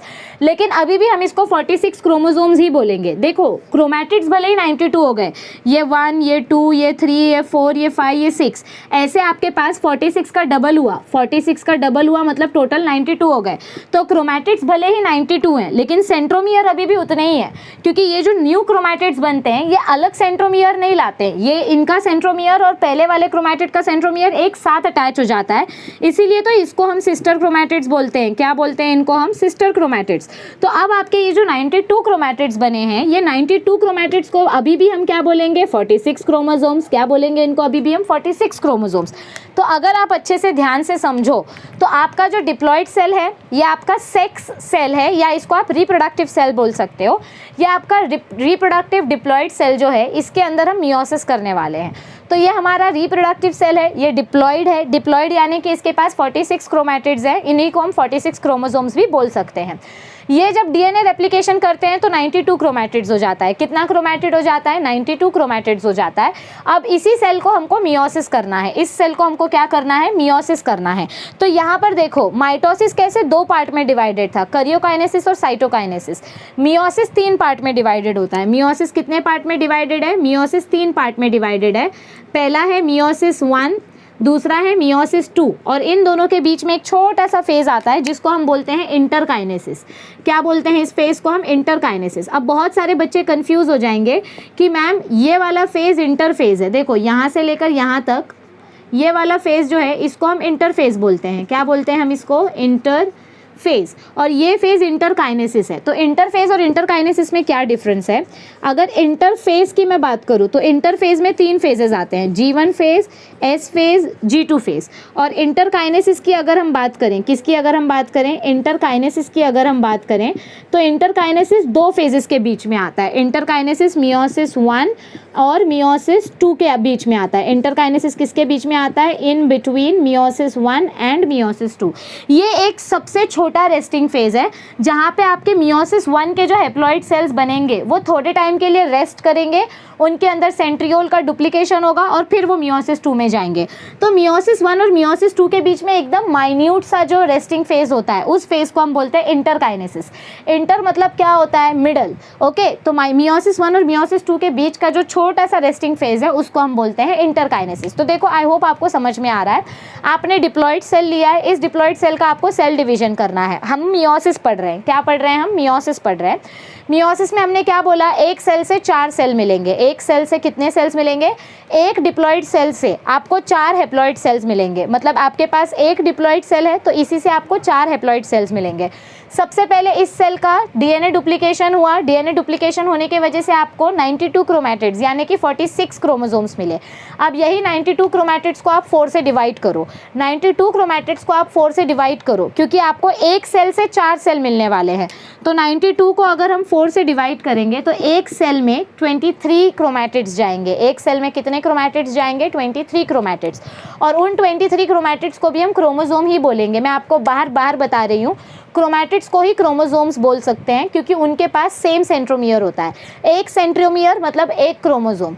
तो आप क्रोमैटिड बोलो चाहे क्रोमोसोम बोलो, बात एक ही है। तो यहाँ पे 92 क्रोमैटिड्स है, पर ये 92 क्रोमैटिड्स एक ही सेंट्रोमियर के साथ चिपके हुए हैं, मतलब सेम सेंट्रोमियर के साथ, तो इनको हम बोलेंगे 46 क्रोमोसोम्स। ठीक है, प्लीज़ प्रीवियस वीडियो देखो, आपको अच्छे से समझ में आ जाएगा। पहले वाली वीडियो देखो, आपको ये समझ में आ जाएगा।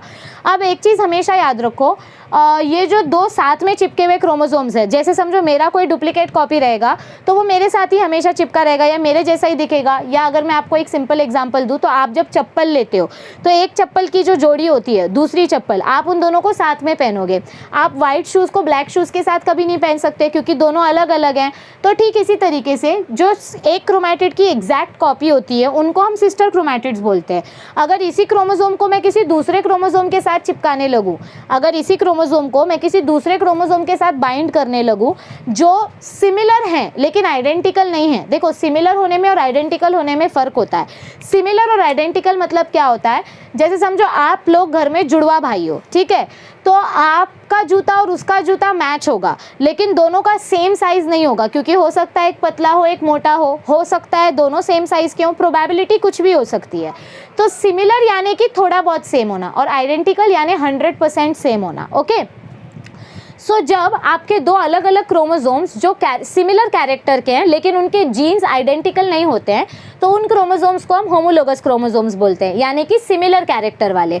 इनकी प्रॉपर्टी एकदम आइडेंटिकल नहीं होती है बट सिमिलर होते हैं। जैसे कि अगर मैं एक सिंपल एग्जांपल दूं, आपने मेंडल के बारे में पढ़ा था, जेनेटिक्स में आपने पढ़ा था कि अगर प्लांट की हाइट हमको डिटरमाइन करनी है तो टॉल प्लांट के लिए कैपिटल T जीन होता है और स्मॉल प्लांट के लिए स्मॉल, टॉल प्लांट के लिए कैपिटल T और स्मॉल प्लांट के लिए यानी ड्वार्फ प्लांट के लिए स्मॉल t। अब दोनों भी हमको हाइट बता रहे हैं, दोनों भी जीन्स हमको क्या बता रहे हैं? हाइट बता रहे हैं। एक की हाइट लंबी है, एक की हाइट छोटी है, पर ultimately end of the day हम हाइट के बारे में ही बात कर रहे हैं ना। तो दोनों का फंक्शन एक ही है लेकिन दोनों के अलील्स अलग अलग है, यानी कि दोनों की जीन्स अलग अलग है, दोनों का कैरेक्टर एक ही है। इसको बोलते हैं होमोलोगस जीन्स या होमोलोगस क्रोमोसोम। क्या बोलते हैं इसको हम? Homologous chromosome. यानी दोनों का कैरेक्टर सिमिलर है लेकिन जीन्स अलग अलग हो सकते हैं। ठीक है, ये होमोलोगस वर्ड आगे आएगा इसीलिए मैंने अभी इसका मतलब बता दिया है। तो देखो, हमने इधर पे क्या देखा, हमको मियोसिस करना है। मियोसिस करने के लिए सेल डिवीजन करना पड़ता है। सेल डिवीजन करने से पहले डीएनए का रेप्लिकेशन होता है। डीएनए रेप्लिकेशन होगा तो आपको 92 क्रोमैटिड्स मिलेंगे और यही 92 क्रोमैटिड्स आपको आगे जाके 4 हैप्लॉइड डॉटर सेल्स देंगी और उन चारों हैप्लॉइड डॉटर सेल्स में 23 क्रोमोसोम्स होंगे क्योंकि हैप्लॉइड का मतलब ही होता है 23 क्रोमोसोम्स। ओके, इनको हम बोलते हैं हैप्लॉइड गैमेट्स। तो ये आपको समझ में आया है, इंटरकाइनेसिस और इंटरफेस के बीच का डिफरेंस आपको समझ में आया है पक्का। अब आगे देखो, थ्योरी में हमको क्या बताया गया है। प्रोफेज 1 जैसे हमने पढ़ा था, माइटोसिस में हमने क्या पढ़ा था? 4 फेजेस होते हैं, पीमैट यानी प्रोफेज, मेटाफेज, एनाफेज, टीलोफेज। ठीक उसी तरीके से मियोसिस में पहले तो 2 मेन फेजेस हैं, मियोसिस 1 और मियोसिस 2। उसमें से मियोसिस 1 जो है उसमें प्रोफेज 1, मेटाफेज 1, एनाफेज 1, टीलोफेज 1 ऐसे 4 अलग अलग फेजेस हैं। लेकिन प्रोफेज 1 के अंदर भी 5 और सब स्टेजेस हैं। मतलब मियोसिस 1 का जो सबसे बड़ा स्टेज है, सबसे बड़ा पड़ाव कौन सा है? प्रोफेज 1। मियोसिस 1 का सबसे बड़ा पड़ाव कौन सा है? प्रोफेज 1, क्योंकि ये प्रोफेज 1 आगे जाके 5 सब स्टेजेस में डिवाइडेड है। तो देखो यहाँ पे थ्योरी में हमको क्या बताया गया है। It consist of phases like prophase 1, metaphase 1, anaphase 1, telophase 1 and cytokinesis 1। ये हम फर्स्ट मियोसिस की बात कर रहे हैं। इसमें से प्रोफेज 1 जो है वो आगे जाके 5 फेजेस में डिवाइडेड है। So prophase 1, this phase has longer duration, ये सबसे लंबा फेज होता है। Significant features which are peculiar to meiosis occurs in this phase. Peculiar word का मतलब होता है मोस्ट इम्पॉर्टेंट, मतलब पूरे मियोसिस में जो सबसे इम्पॉर्टेंट चीज़ है वो इस प्रोफेज 1 में होगी। मियोसिस में जो सबसे इम्पॉर्टेंट चेंजेस होने वाले हैं वो कहाँ देखने को मिलेंगे हमको? प्रोफेज 1 में हमको देखने को मिलेंगे। दिस फेज कैन बी सब डिवाइडेड इनटू 5 कैटेगरीज। तो प्रोफेज 1 आगे जाके 5 स्टेजेस में डिवाइडेड है। लेप्टोटीन, जाइगोटीन, पैकिटीन या पैचिटीन, आप जो प्रोनाउंस करना चाहते हो, डिप्लोटीन एंड डाइकाइनेसिस। ये पांचों स्टेजेस को याद रखने के लिए मैं आपको एक शॉर्ट फॉर्म बताती हूँ। आप अपने हिसाब से कोई भी शॉर्ट फॉर्म रख सकते हो, आपकी मर्जी, आपको याद रहने से मतलब है। और इनको सीक्वेंस में ही याद रखना है, पहले डिप्लोटीन लिखोगे फिर लेप्टोटीन लिखोगे, ऐसा नहीं चलेगा। ओके, आप पहले फर्स्ट में थे, फिर सेकंड में गए, फिर थर्ड में गए, फिर फोर्थ में ना, ऐसे ही हुआ है ना कि पहले 10वीं में थे फिर 5वीं में आए, ऐसा नहीं हुआ ना। सो इनको सीक्वेंस में याद रखना है। इनको सीक्वेंस में याद रखने के लिए मैं आपको शॉर्ट फॉर्म बताती हूँ। लेजी पा डिप्लो डाइकी। क्या बोला मैंने इधर पे? लेजी पा डिप्लो डाइकी। So leptotene, zygotene, pachytene, diplotene, diakinesis. I know ये थोड़ा सा स्टूपिड सा शॉर्ट फॉर्म है, या सिली बोल सकते हो या अच्छा बोल सकते हो, आपके ऊपर डिपेंड करता है। मुझे तो भैया इसी से याद रहता है, इसीलिए मैं यही वाला अब्रीविएशन यूज़ करती हूँ। आपको जो भी शॉर्ट फॉर्म याद रहे आप अपने हिसाब से याद रख सकते हो। देखो अब तक हमने क्या पढ़ा? मियोसिस 1 के 2 स्टेजेस होते हैं, मियोसिस के 2 स्टेजेस होते हैं, मियोसिस 1 और मियोसिस 2। मियोसिस 1 के आगे 5 स्टेजेस हैं, prophase 1, metaphase 1, anaphase 1, telophase 1 and cytokinesis 1। उसमें से जो प्रोफेज 1 है वो सबसे लंबा फेज है, क्योंकि उसके अंदर 5 अलग अलग सब स्टेजेस हैं। तो ये 5 अलग अलग सब स्टेजेस में क्या होता है, इसके क्या फंक्शंस होते हैं, चलिए देखते हैं। Are you ready? All right. तो देखो लेप्टोटीन 1 में क्या होता है। लेप्टोटीन 1 में देखने से पहले एक बार याद करो, माइटोसिस जब हम पढ़ रहे थे तो हमने क्या पढ़ा था कि माइटोसिस के प्रोफेज में क्या होता है? माइटोसिस के प्रोफेज में धीरे धीरे करके न्यूक्लियर मेम्ब्रेन, न्यूक्लियोलस डिसअपियर होना स्टार्ट हो जाते हैं, सेंट्रियोल्स का डुप्लीकेशन हो जाता है, क्रोमोसोम्स क्रोमैटिन नेटवर्क जो है, जो डीएनए है, वो कंडेंस होकर क्रोमोसोम बन जाता है। ये हमने पढ़ा था माइटोसिस के प्रोफेज में। मियोसिस के प्रोफेज 1 में जो पहला स्टेज है लेप्टोटीन, लेप्टोटीन में क्या होगा? Condensation of chromosome. लेप्टोटीन में क्या हो रहा है? धीरे धीरे करके क्रोमोसोम्स कंडेंस होना स्टार्ट हो रहे हैं और सेंट्रियोल्स का डुप्लीकेशन होना स्टार्ट हो रहा है। तो देखो इधर पे थ्योरी में हमको क्या बताया गया है? The volume of the nucleus increases, the chromosomes become distinct, long, thread like and coiled. मतलब अगर हम सेल को ड्रॉ करें, suppose this is the cell और यहाँ पे आपका न्यूक्लियस है, ओके तो इसके अंदर जो 92 क्रोमैटिड्स यानी 46 क्रोमोसोम्स जो हैं, वो 46 क्रोमोसोम्स धीरे धीरे करके क्या हो रहे हैं? 46 क्रोमोसोम्स धीरे धीरे करके कंडेंसेशन करना स्टार्ट कर रहे हैं। धीरे धीरे करके क्या हो रहा है? वो ऐसे बनना स्टार्ट कर रहे हैं, धीरे धीरे करके वो क्रोमैटिड्स बनाना स्टार्ट कर रहे हैं। ठीक है, एकदम लूज क्रोमैटिन नेटवर्क के फॉर्म में, लेकिन धीरे धीरे करके कंडेंसेशन स्टार्ट होगा। एकदम झटाक से कंडेंसेशन नहीं होगा, धीरे धीरे करके कंडेंसेशन होना स्टार्ट होगा। सो आपका जो न्यूक्लियस का वॉल्यूम है वो इंक्रीज हो जाता है, साइटोप्लाज्म की मात्रा, न्यूक्लियोप्लाज्म की मात्रा थोड़ी बढ़ जाती है, क्योंकि न्यूक्लियस जब तक बड़ा नहीं होगा तब तक क्रोमोसोम को उधर रहने की जगह नहीं मिलेगी। सो क्रोमोसोम्स जो है वो धीरे धीरे करके कॉइल होना स्टार्ट हो रहे हैं, कंडेंसेशन स्टार्ट हो रहा है। They take up a specific orientation, that is the bouquet stage inside the nucleus. ये देखो फ्लावर का गुच्छा कैसे होता है, ऐसे बहुत सारे फ्लावर्स को हम एक साथ ऐसे रख देते हैं। टीचर्स डे पे आप गिफ्ट देते हो ना टीचर्स को, पहले दिया करते थे, अभी तो पेन वगैरह देते हैं।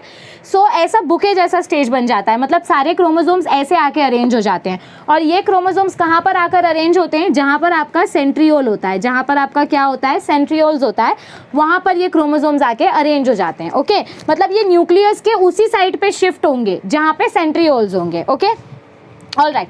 तो इस स्टेज को हम बोलते हैं बुके स्टेज। इस स्टेज को हम क्या बोलते हैं? बुके स्टेज, यानी कि फ्लावर के जैसे अरेंज हो जाना। So this is characterized with the ends of the chromosomes converged towards that side of the nucleus where the centrosome lies, यानी जहाँ पर आपके ये सेंट्रियोल्स या जहाँ पर आपके ये सेंट्रोसोम्स होते हैं उसी साइड पे आपका ये जो क्रोमोसोम है उनका एंड्स ऐसे कन्वर्ज हो जाता है। यानी कि शॉर्ट में अगर मैं बोलूँ तो आपका जो डीएनए मटेरियल है वो धीरे धीरे करके कंडेंस हो रहा है, छोटा हो रहा है, क्योंकि किसी भी चीज़ को जब आप प्रॉपरली छोटा कर देते हो तो उसको कट करना आसान होता है। और हमको इधर पे सेल डिवाइड करना है, सेल को कट करना है, और डिवीजन के लिए इक्वल डिस्ट्रीब्यूशन होना बहुत ज़रूरी है। तो आपके ये क्रोमोसोम्स कंडेंस हो रहे हैं, और कंडेंस होकर कहाँ पर अट्रैक्ट हो रहे हैं? जहाँ पर आपके सेंट्रोसोम्स हैं। तो जहाँ पर आपके सेंट्रोसोम्स है ये उसी तरफ, मतलब ये न्यूक्लियस के अंदर ही हैं, लेकिन न्यूक्लियस के अंदर ये यहाँ भी तो आ सकते थे, लेकिन नहीं, ये यहीं पर आए क्योंकि सेंट्रोसोम यहाँ पर थे। Okay, all right. The centriole divides into two and migrate to opposite poles. और धीरे धीरे करके क्या होता है प्रोफेज वन में धीरे धीरे करके ये सेंट्रियोल्स अपोजिट एंड में माइग्रेट करना स्टार्ट होते हैं, मतलब यहाँ से जाएंगे और टोटली यहाँ पे आ जाएंगे। तो धीरे धीरे करके लेप्टोटीन में ये प्रोसेस होने की शुरुआत होती है। तो लेप्टोटीन में दो चीज़ें हमने क्या पढ़ी, एक तो कंडेंसेशन क्रोमोसोम स्टार्ट हो रहा है, यानी कि बुके स्टेज देखने को मिल रहा है हमको क्रोमोसोम्स का, बुके स्टेज ऑफ क्रोमोसोम्स, ये हमने पढ़ा लेप्टोटीन में, ठीक है। और दूसरा फंक्शन हमने क्या पढ़ा, दूसरा फंक्शन हमने पढ़ा कि आपके जो सेंट्रोसोम्स हैं वो माइग्रेशन स्टार्ट कर रहे हैं, and migration of centrioles, centrioles का क्या हो रहा है, माइग्रेशन होना स्टार्ट हो रहा है। तो ये लेप्टोटीन का फंक्शन हमने पढ़ा, ठीक है। अब हम बढ़ते हैं नेक्स्ट फेज की तरफ, दैट इज जाइगोटीन। देखो एकदम छोटे छोटे से प्यारे प्यारे से फेजेस है, आपको सिर्फ इनका बेसिक मतलब समझ में आना चाहिए। तो ये जो क्रोमोसोम्स है ये धीरे धीरे करके कंडेंस हो रहे हैं, सेम जैसा माइटोसिस में होता था वैसा ही हो रहा है, धीरे धीरे करके कंडेंस हो रहे हैं और सेंट्रियोल्स अपोजिट पोल में जा रहे हैं। इतना हो गया लेप्टोटीन में। अब देखो जाइगोटीन में क्या होगा। Intimate pairing of non-sister chromatids of homologous chromosomes take place by formation of synaptomal complex। अब ये थोड़ा सा इम्पॉर्टेंट है, अच्छे से देखो, अच्छे से समझो, मैं आपको समझाती हूँ। यहाँ पे देखो क्या हुआ, यहाँ पे आपके क्रोमोसोम्स कंडेंस हो गए, कंडेंस होना यानी कि सिकुड़ जाना। तो यहाँ पे ये आपके जो क्रोमोसोम्स थे, 1 मिनट, हाँ, यहाँ पे आपके ये जो क्रोमोसोम्स थे ये क्रोमोसोम्स ऐसे कंडेंस हो गए, ठीक है। ये क्रोमोसोम्स क्या हो गए, ऐसे कंडेंस हो गए। अब इनके बीच में पेयरिंग होना स्टार्ट होगी। देखो टोटल 46 क्रोमोसोम्स है ना, टोटल कितने क्रोमोसोम्स हैं, 46 क्रोमोसोम्स हैं अंदर, मतलब 92 क्रोमैटिड्स है, ठीक है। सो टोटल 46 क्रोमोसोम्स हैं। अब क्या होगा, इनके बीच में होमोलोगस पेयरिंग होना स्टार्ट होगी, होमोलोगस ही बोला गया है ना, हाँ। अब इनके बीच में क्या होगा, होमोलोगस पेयरिंग होना स्टार्ट होगी। मतलब इमेजिन करो ये एक क्रोमोसोम है, ठीक है, और ये दूसरा क्रोमोसोम है, ठीक है। ये इसका फर्स्ट सिस्टर क्रोमैटिड, ये इसका सेकंड सिस्टर क्रोमैटिड, ये इसका थर्ड सिस्टर क्रोमैटिड, ये इसका फोर्थ सिस्टर क्रोमैटिड। तो अब होगा क्या, अब इन दोनों के बीच में पेयरिंग होना स्टार्ट होगी, मतलब साइड साइड से ये एक दूसरे से चिपकना स्टार्ट हो जाएंगे। मतलब इमेजिन करो आपके बाजू में आपके ट्विन सिस्टर या ट्विन ब्रदर को खड़ा कर दिया है और दोनों को इधर पे ग्लू से चिपका दे रहे हैं। तो इन दोनों क्रोमोसोम्स के बीच में एक स्पेशल टाइप की प्रोटीन इन दोनों को चिपकाने में हेल्प करती है, और उस स्पेशल टाइप के प्रोटीन को हम बोलते हैं सिनेप्टोमल कॉम्प्लेक्स। साइनेप्टोमल या सिनेप्टोमल आप कुछ भी बोल सकते हो। क्या बोलते हैं स्पेशल टाइप के प्रोटीन को हम, सिनेप्टोमल कॉम्प्लेक्स, जो इन दोनों क्रोमोसोम्स को, देखो होमोलोगस क्रोमोसोम मतलब क्या होता है, समझो ये तो एक क्रोमोसोम है, मतलब ये दोनों जुड़वा बहन है, ये दोनों सिस्टर क्रोमैटिड्स है। तो अगर इस क्रोमोसोम के यहाँ पर कैपिटल टी जीन है तो यहाँ पर भी कैपिटल टी जीन होगा, यहाँ पर अगर स्मॉल आर जीन है तो यहाँ पर भी स्मॉल आर जीन होगा। लेकिन इसके जैसे दिखने वाला ये दूसरा क्रोमोसोम है, होमोलोगस यानी कि सेम दिखना। सो इसके पास भी टी टी होगा, लेकिन हो सकता है कि इसके पास स्मॉल टी हो और यहाँ पर कैपिटल आर हो। मतलब देखो अगर हम हाइट की बात करें तो दोनों भी हाइट बता रहा है, कैपिटल टी हो या स्मॉल टी हो, दोनों से हाइट डिटरमाइन हो रही है। तो इसी तरीके से दोनों के फंक्शन सेम है, कैरेक्टर सेम है, लेकिन दोनों के जीन्स अलग है। तो इसको हम होमोलोगस क्रोमोसोम बोलते हैं। होमोलोगस क्रोमोसोम यानी कि जिनका कैरेक्टर सिमिलर होता है, आइडेंटिकल नहीं होता है। आइडेंटिकल मतलब यहाँ पे भी कैपिटल टी होता, लेकिन यहाँ पर आइडेंटिकल नहीं देखा जा रहा है, यहाँ पर सिमिलर देखा जा रहा है। सिमिलर मतलब क्या होता है, सेम दिखना, लेकिन एग्जैक्टली सिमिलर नहीं होना। तो देखो आपके जाइगोटीन स्टेज में क्या हो रहा है, जाइगोटीन स्टेज में अंदर जो 46 क्रोमोसोम्स बने हैं, ये सारे क्रोमोसोम्स अपनी अपने पेयर को ढूंढकर उसके साथ ज्वाइन हो जा रहे हैं। सारे क्रोमोसोम्स अपने अपने पेयर को ढूंढकर, अपनी अपनी जोड़ी को ढूंढकर, जब आप पिकनिक में जाते हो तो टीचर बोलती है ना कि 2-2 का पेयर बनाओ, 2-2 लोग एक साथ जाओ।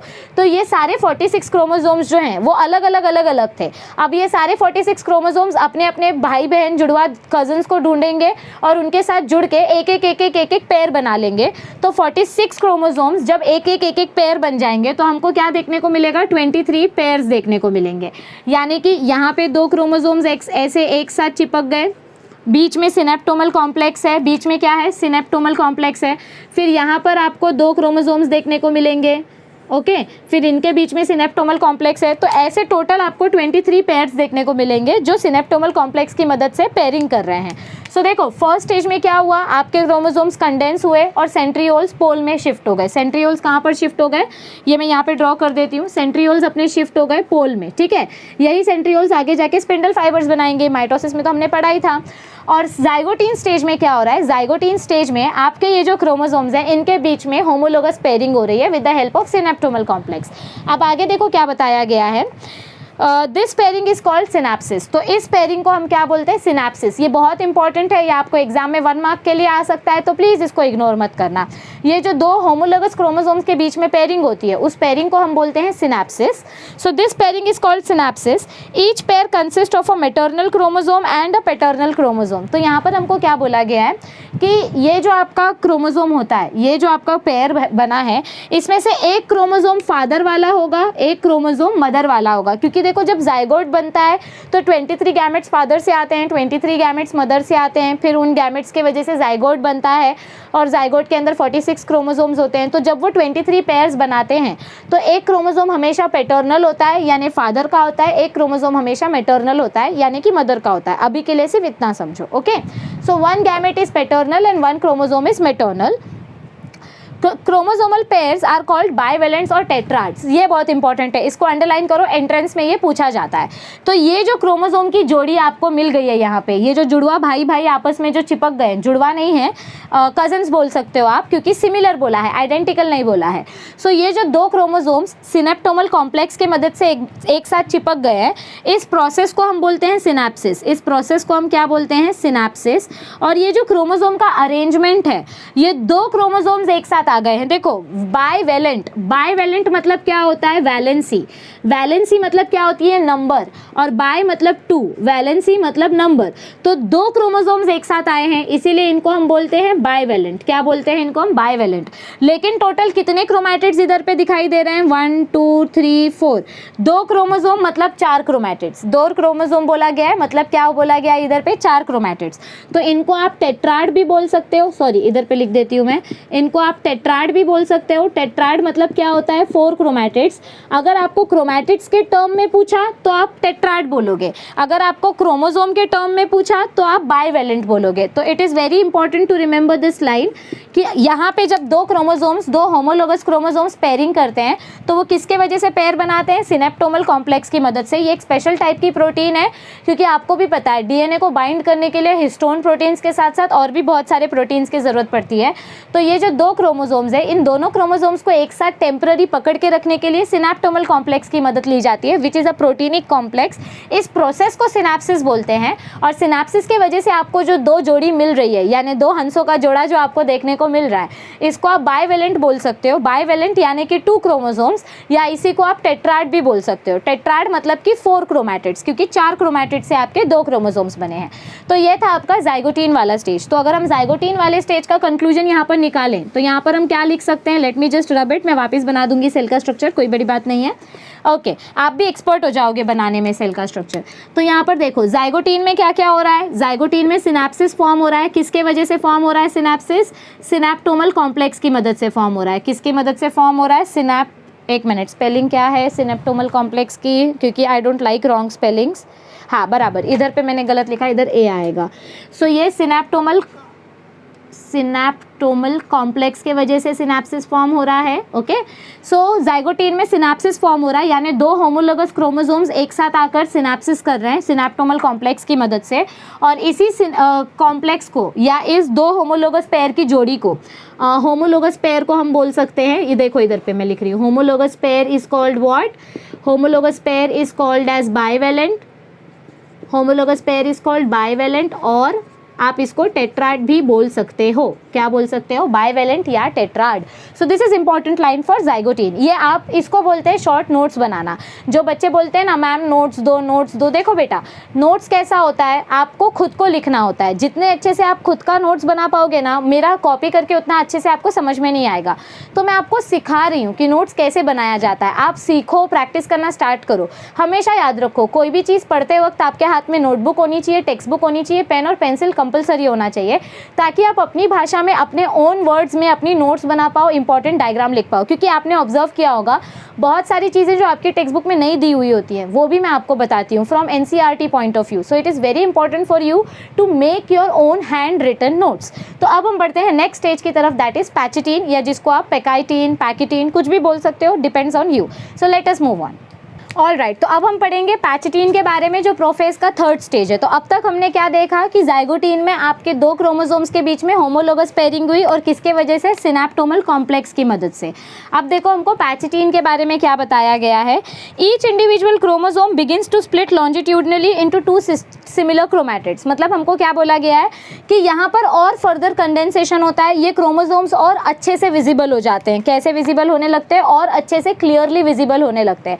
देखो यूजुअली क्या होता है पता है, जब आपके क्रोमोसोम्स धीरे धीरे करके कंडेंस होना स्टार्ट होते हैं तो वो इतने अच्छे से दिखाई नहीं देते हैं नॉर्मल माइक्रोस्कोप में।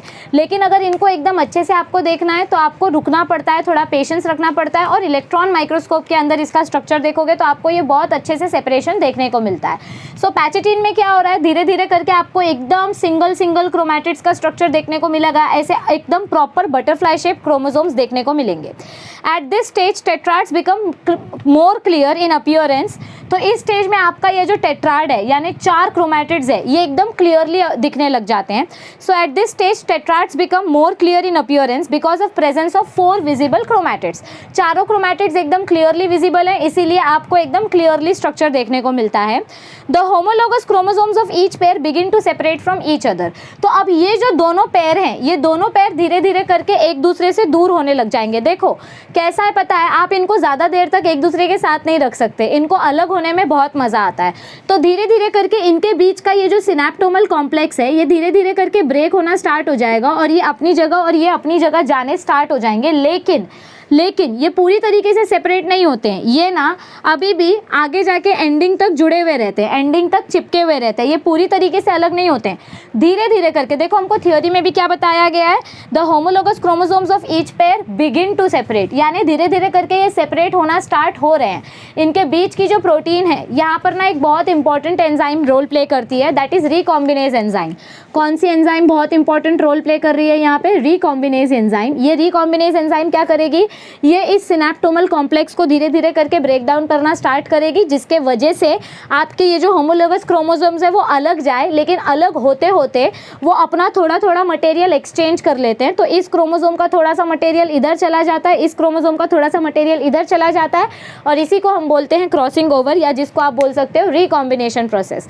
तो रिकॉम्बिनेशन करने की शुरुआत पैचेटीन में होती है, किसके वजह से? रिकॉम्बिनेज एंजाइम की वजह से। So this the homologous pair begin to separate from each other, however they do not completely separate. ये पूरी तरीके से सेपरेट होते नहीं है, बस सेपरेशन की शुरुआत होती है, but remain attach together at one और मोर पॉइंट्स। अभी भी ये एक दूसरे से अटैच्ड है, अभी भी ये एक दूसरे से अटैच है, अभी ये पूरी तरीके से जुदा हुए नहीं हैं। अब आगे देखो क्या बताया गया है, these points appear like a cross. मतलब ये पॉइंट देखो यहाँ पे ना, ये जहाँ पर एक दूसरे से चिपके हुए हैं, तो ये कैसे दिखाई देते हैं पता है? ये कुछ ऐसा दिखाई देगा आपको। Wait let me show it to you. मतलब इमेजिन करो कि ये क्रोमैटिड ऐसा एक्सटेंडेड है, और यहाँ पर ये वाला क्रोमैटिड ऐसे एक्सटेंडेड अटैच्ड है, ठीक है। सो ये आपको ऐसा कुछ पेयरिंग दिखाई देगा, मतलब ये दोनों स्ट्रक्चर ऐसे एक्स जैसे दिखाई दे रहा है, और इसको हम बोलते हैं चियास्माटा। क्या बोलते हैं? कायस्माटा बोल सकते हो, चियास्माटा बोल सकते हो, आपके ऊपर डिपेंड करता है आपको कैसा प्रोनाउंसिएशन याद रहेगा। Okay, so these points appear like a cross. ये पॉइंट्स कैसे दिखाई दे रहे हैं? ऐसे एक्स के जैसे दिखाई दे रहे हैं। Okay, so these points appear like a cross known as chiasmata. Chromatids break at these points and broken segments are exchanged between non sister chromatids. देखो ये क्रोमोसोम के दोनों क्रोमैटिड्स सिस्टर क्रोमैटिड्स थे, ये क्रोमोसोम के दोनों क्रोमैटिड्स सिस्टर क्रोमैटिड्स थे, लेकिन इन दोनों को आप मिक्स करोगे तो ये नॉन सिस्टर क्रोमैटिड हो जाएंगे, क्योंकि दोनों का कलर मैंने इसीलिए अलग बनाया था। एक का ब्लू एक का ब्लैक क्यों बनाया है? क्योंकि ये डिफरेंट क्रोमोसोम है, ये डिफरेंट क्रोमोसोम है, दोनों सिमिलर हैं लेकिन दोनों आइडेंटिकल नहीं हैं। तो इन दोनों क्रोमैटिड्स को हम सिस्टर क्रोमैटिड्स बोलेंगे, इन दोनों क्रोमैटिड्स को हम सिस्टर क्रोमैटिड्स बोलेंगे। लेकिन जब दो अलग अलग सिस्टर क्रोमैटिड्स के बीच में पेयरिंग होगी तो उसको हम बोलेंगे नॉन सिस्टर क्रोमैटिड्स। तो ये जो बीच का अटैचमेंट वाला पॉइंट है, जहाँ पे ये क्रोमोसोम एक दूसरे के साथ लिपटे हुए हैं, चिपके हुए हैं, उस पॉइंट को हम बोलते हैं कायस्माटा या चियास्माटा आप बोल सकते हो। तो इस पॉइंट को हम बोलते हैं चियास्माटा, और यहाँ पे आपका ये जो क्रोमोसोम्स है ये एक दूसरे की जेनेटिक इन्फॉर्मेशन एक्सचेंज कर लेते हैं। तो हमको क्या देखने को मिलता है, बहुत टाइम तक जब ये क्रोमोसोम एक दूसरे के साथ ऐसे चिपके हुए रहते हैं तो यहाँ पे ये क्रोमैटिड ऐसा हो जाता है और दूसरा वाला क्रोमैटिड जो है वो ऐसा हो जाता है। मतलब ये एक दूसरे के साथ चिपके रहने की वजह से ये अपना अपना कैरेक्टर या अपना कैरेक्टर दूसरे को दे देता है और दूसरे का कैरेक्टर खुद ले लेते हैं। तो देखो दोनों का कलर चेंज हो गया, मतलब दोनों ने थोड़ा थोड़ा जेनेटिक इन्फॉर्मेशन चेंज कर लिया और इसी प्रोसेस को हम बोलते हैं रिकॉम्बिनेशन या वेरिएशन। सो यहाँ पे क्या हुआ, आपका क्रॉसिंग ओवर हुआ। क्रॉसिंग ओवर यानी कि दोनों ने अपना अपना जेनेटिक कैरेक्टर एक्सचेंज कर लिया और फिर भी ये अलग अलग नहीं हुए हैं। देखो अभी भी ये एक दूसरे से थोड़ा थोड़ा चिपके हुए हैं, अभी भी ये क्या है, एक दूसरे से थोड़ा थोड़ा चिपके हुए हैं। Okay, so this point is known as crossing over, this is called crossing over और रिकॉम्बिनेशन। तो इसको हम क्या बोलते हैं, एक दूसरे का जीन एक्सचेंज कर लेना। और ये कौन सी एंजाइम की वजह से हुआ, रिकॉम्बिनेज एंजाइम की वजह से। ये एनसीईआरटी में दिया हुआ है, आपको एंट्रेंस में पूछा जाएगा। सो क्रॉसिंग ओवर किसके वजह से होती है, रिकॉम्बिनेज एंजाइम की वजह से, इसीलिए इस प्रोसेस को हम बोलते हैं रिकॉम्बिनेशन। सो आपके पैचेटिन स्टेज में क्या क्या देखने को मिला हमको, चलो बताओ मुझे, पैचेटिन स्टेज में हमको क्या क्या देखने को मिला, इधर लिखते हैं। सो पैचेटिन स्टेज में क्या हो रहा है, आपका यहाँ पर चियास्माटा फॉर्म हो रहा है। चियास्माटा मतलब क्या होता है, दो अलग अलग क्रोमोसोम्स के बीच में जेनेटिक इंफॉर्मेशन क्रॉस ओवर हो रही है। चियास्माटा की वजह से क्या हो रहा है, क्रॉसिंग ओवर हो रहा है। और क्रॉसिंग ओवर के वजह से क्या देखने को मिल रहा है आपको, रिकॉम्बिनेशन। मतलब क्रॉसिंग ओवर और रिकॉम्बिनेशन दोनों का मतलब एक ही होता है। और इसमें हमको धीरे धीरे देखने को क्या मिला, होमोलोगस क्रोमोसोम्स जो हैं, होमोलोगस क्रोमोसोम्स जो हैं वो धीरे धीरे करके सेपरेट होना स्टार्ट होते हैं। Homologous chromosomes begin to separate, begins to separate. ये धीरे धीरे करके सेपरेट होंगे, लेकिन सेपरेट होने से पहले याद रखो ये अपना अपना जेनेटिक इन्फॉर्मेशन एक्सचेंज करके ही आगे जाएंगे। अब नेक्स्ट स्टेज आता है डिप्लोटीन, बहुत इंपॉर्टेंट फेज है, अच्छे से सुनना। Through two chiasmata are formed in pachytene, they become clearly visible in diplotene. भले ही यहाँ पे क्रॉसिंग ओवर पैचेटिन में स्टार्ट होती है, लेकिन ये एकदम अच्छे से कौन से स्टेज में देखने को मिलती है, डिप्लोटीन में देखने को मिलती है। मैंने आपको बोला था ये साइमल्टेनियस प्रोसेस है, मतलब एक के बाद एक कंटिन्यू प्रोसेस होते रहता है। ओके, सो चियास्माटा अच्छे से कहाँ देखने को मिलता है हमको, डिप्लोटीन में देखने को मिलता है, इलेक्ट्रॉन माइक्रोस्कोप के नीचे। So they become clearly visible in diplotin due to the beginning of repulsion between synapsed homologous chromosomes। यानी कि इन दोनों के बीच में सेपरेशन इतना ज़्यादा बढ़ रहा है कि सिर्फ ये पॉइंट जुड़ा हुआ है। मतलब पता है कैसा हो जाएगा, आगे जाके ये ऐसे, ये क्रोमैटिड्स ऐसे हो जाएंगे, ये वाला क्रोमैटिड ऐसे हो जाएगा, ठीक है। और इस दूसरे क्रोमोसोम का wait, let me show you, ये ऐसा हो जाएगा, ये भी ऐसा हो जाएगा और ये इसके साथ ऐसे अटैच्ड रहेगा, ठीक है। तो ये दोनों एक दूसरे से इतना अलग अलग जा रहे हैं, ये दोनों एक दूसरे से इतना अलग अलग जा रहे हैं कि सिर्फ ये पॉइंट जो चिपका हुआ है ये अच्छे से दिखता है। वो बोलते हैं ना, जब दो लोग एकदम दूर दूर, देखो जब आप एकदम साथ में खड़े हो तो पता नहीं चलता है कि आप कितना पॉइंट आपका जुड़ा हुआ है, पर जब आप दूर जाते हो तो आपकी बॉन्डिंग ज़्यादा अच्छे से दिखाई देती है। तो ठीक उसी तरीके से जैसे जैसे डिप्लोटीन में सेपरेशन बढ़ेगा, वैसे वैसे उनका जो बीच का चियास्माटा है वो और अच्छे से विजिबल होकर दिखाई देता है। आगे देखो क्या बोला गया है, this is called D synapses. देखो जब सिनेप्सिस बन रहा था, मतलब जब सिनेप्टोमल कॉम्प्लेक्स की वजह से ये चिपक रहे थे तो उसको हमने सिनेप्सिस बोला था, लेकिन अब ये सेपरेट हो रहे हैं तो सेपरेशन को हम बोलते हैं desynapsis. It involves disappearance of synaptonemal complex. तो धीरे धीरे करके क्या हो रहा है, सिनेप्टोमल कॉम्प्लेक्स गायब होना स्टार्ट हो रहा है। तो अगर हम यहाँ पर लिखें कि डिप्लोटीन में क्या हो रहा है, तो डिप्लोटीन में आप क्या लिख सकते हो, डी सिनेप्सिस हो रहा है। रुको मैं ये डायग्राम रब कर देती हूँ। सो डिप्लोटीन में क्या हो रहा है, 1 सेकेंड,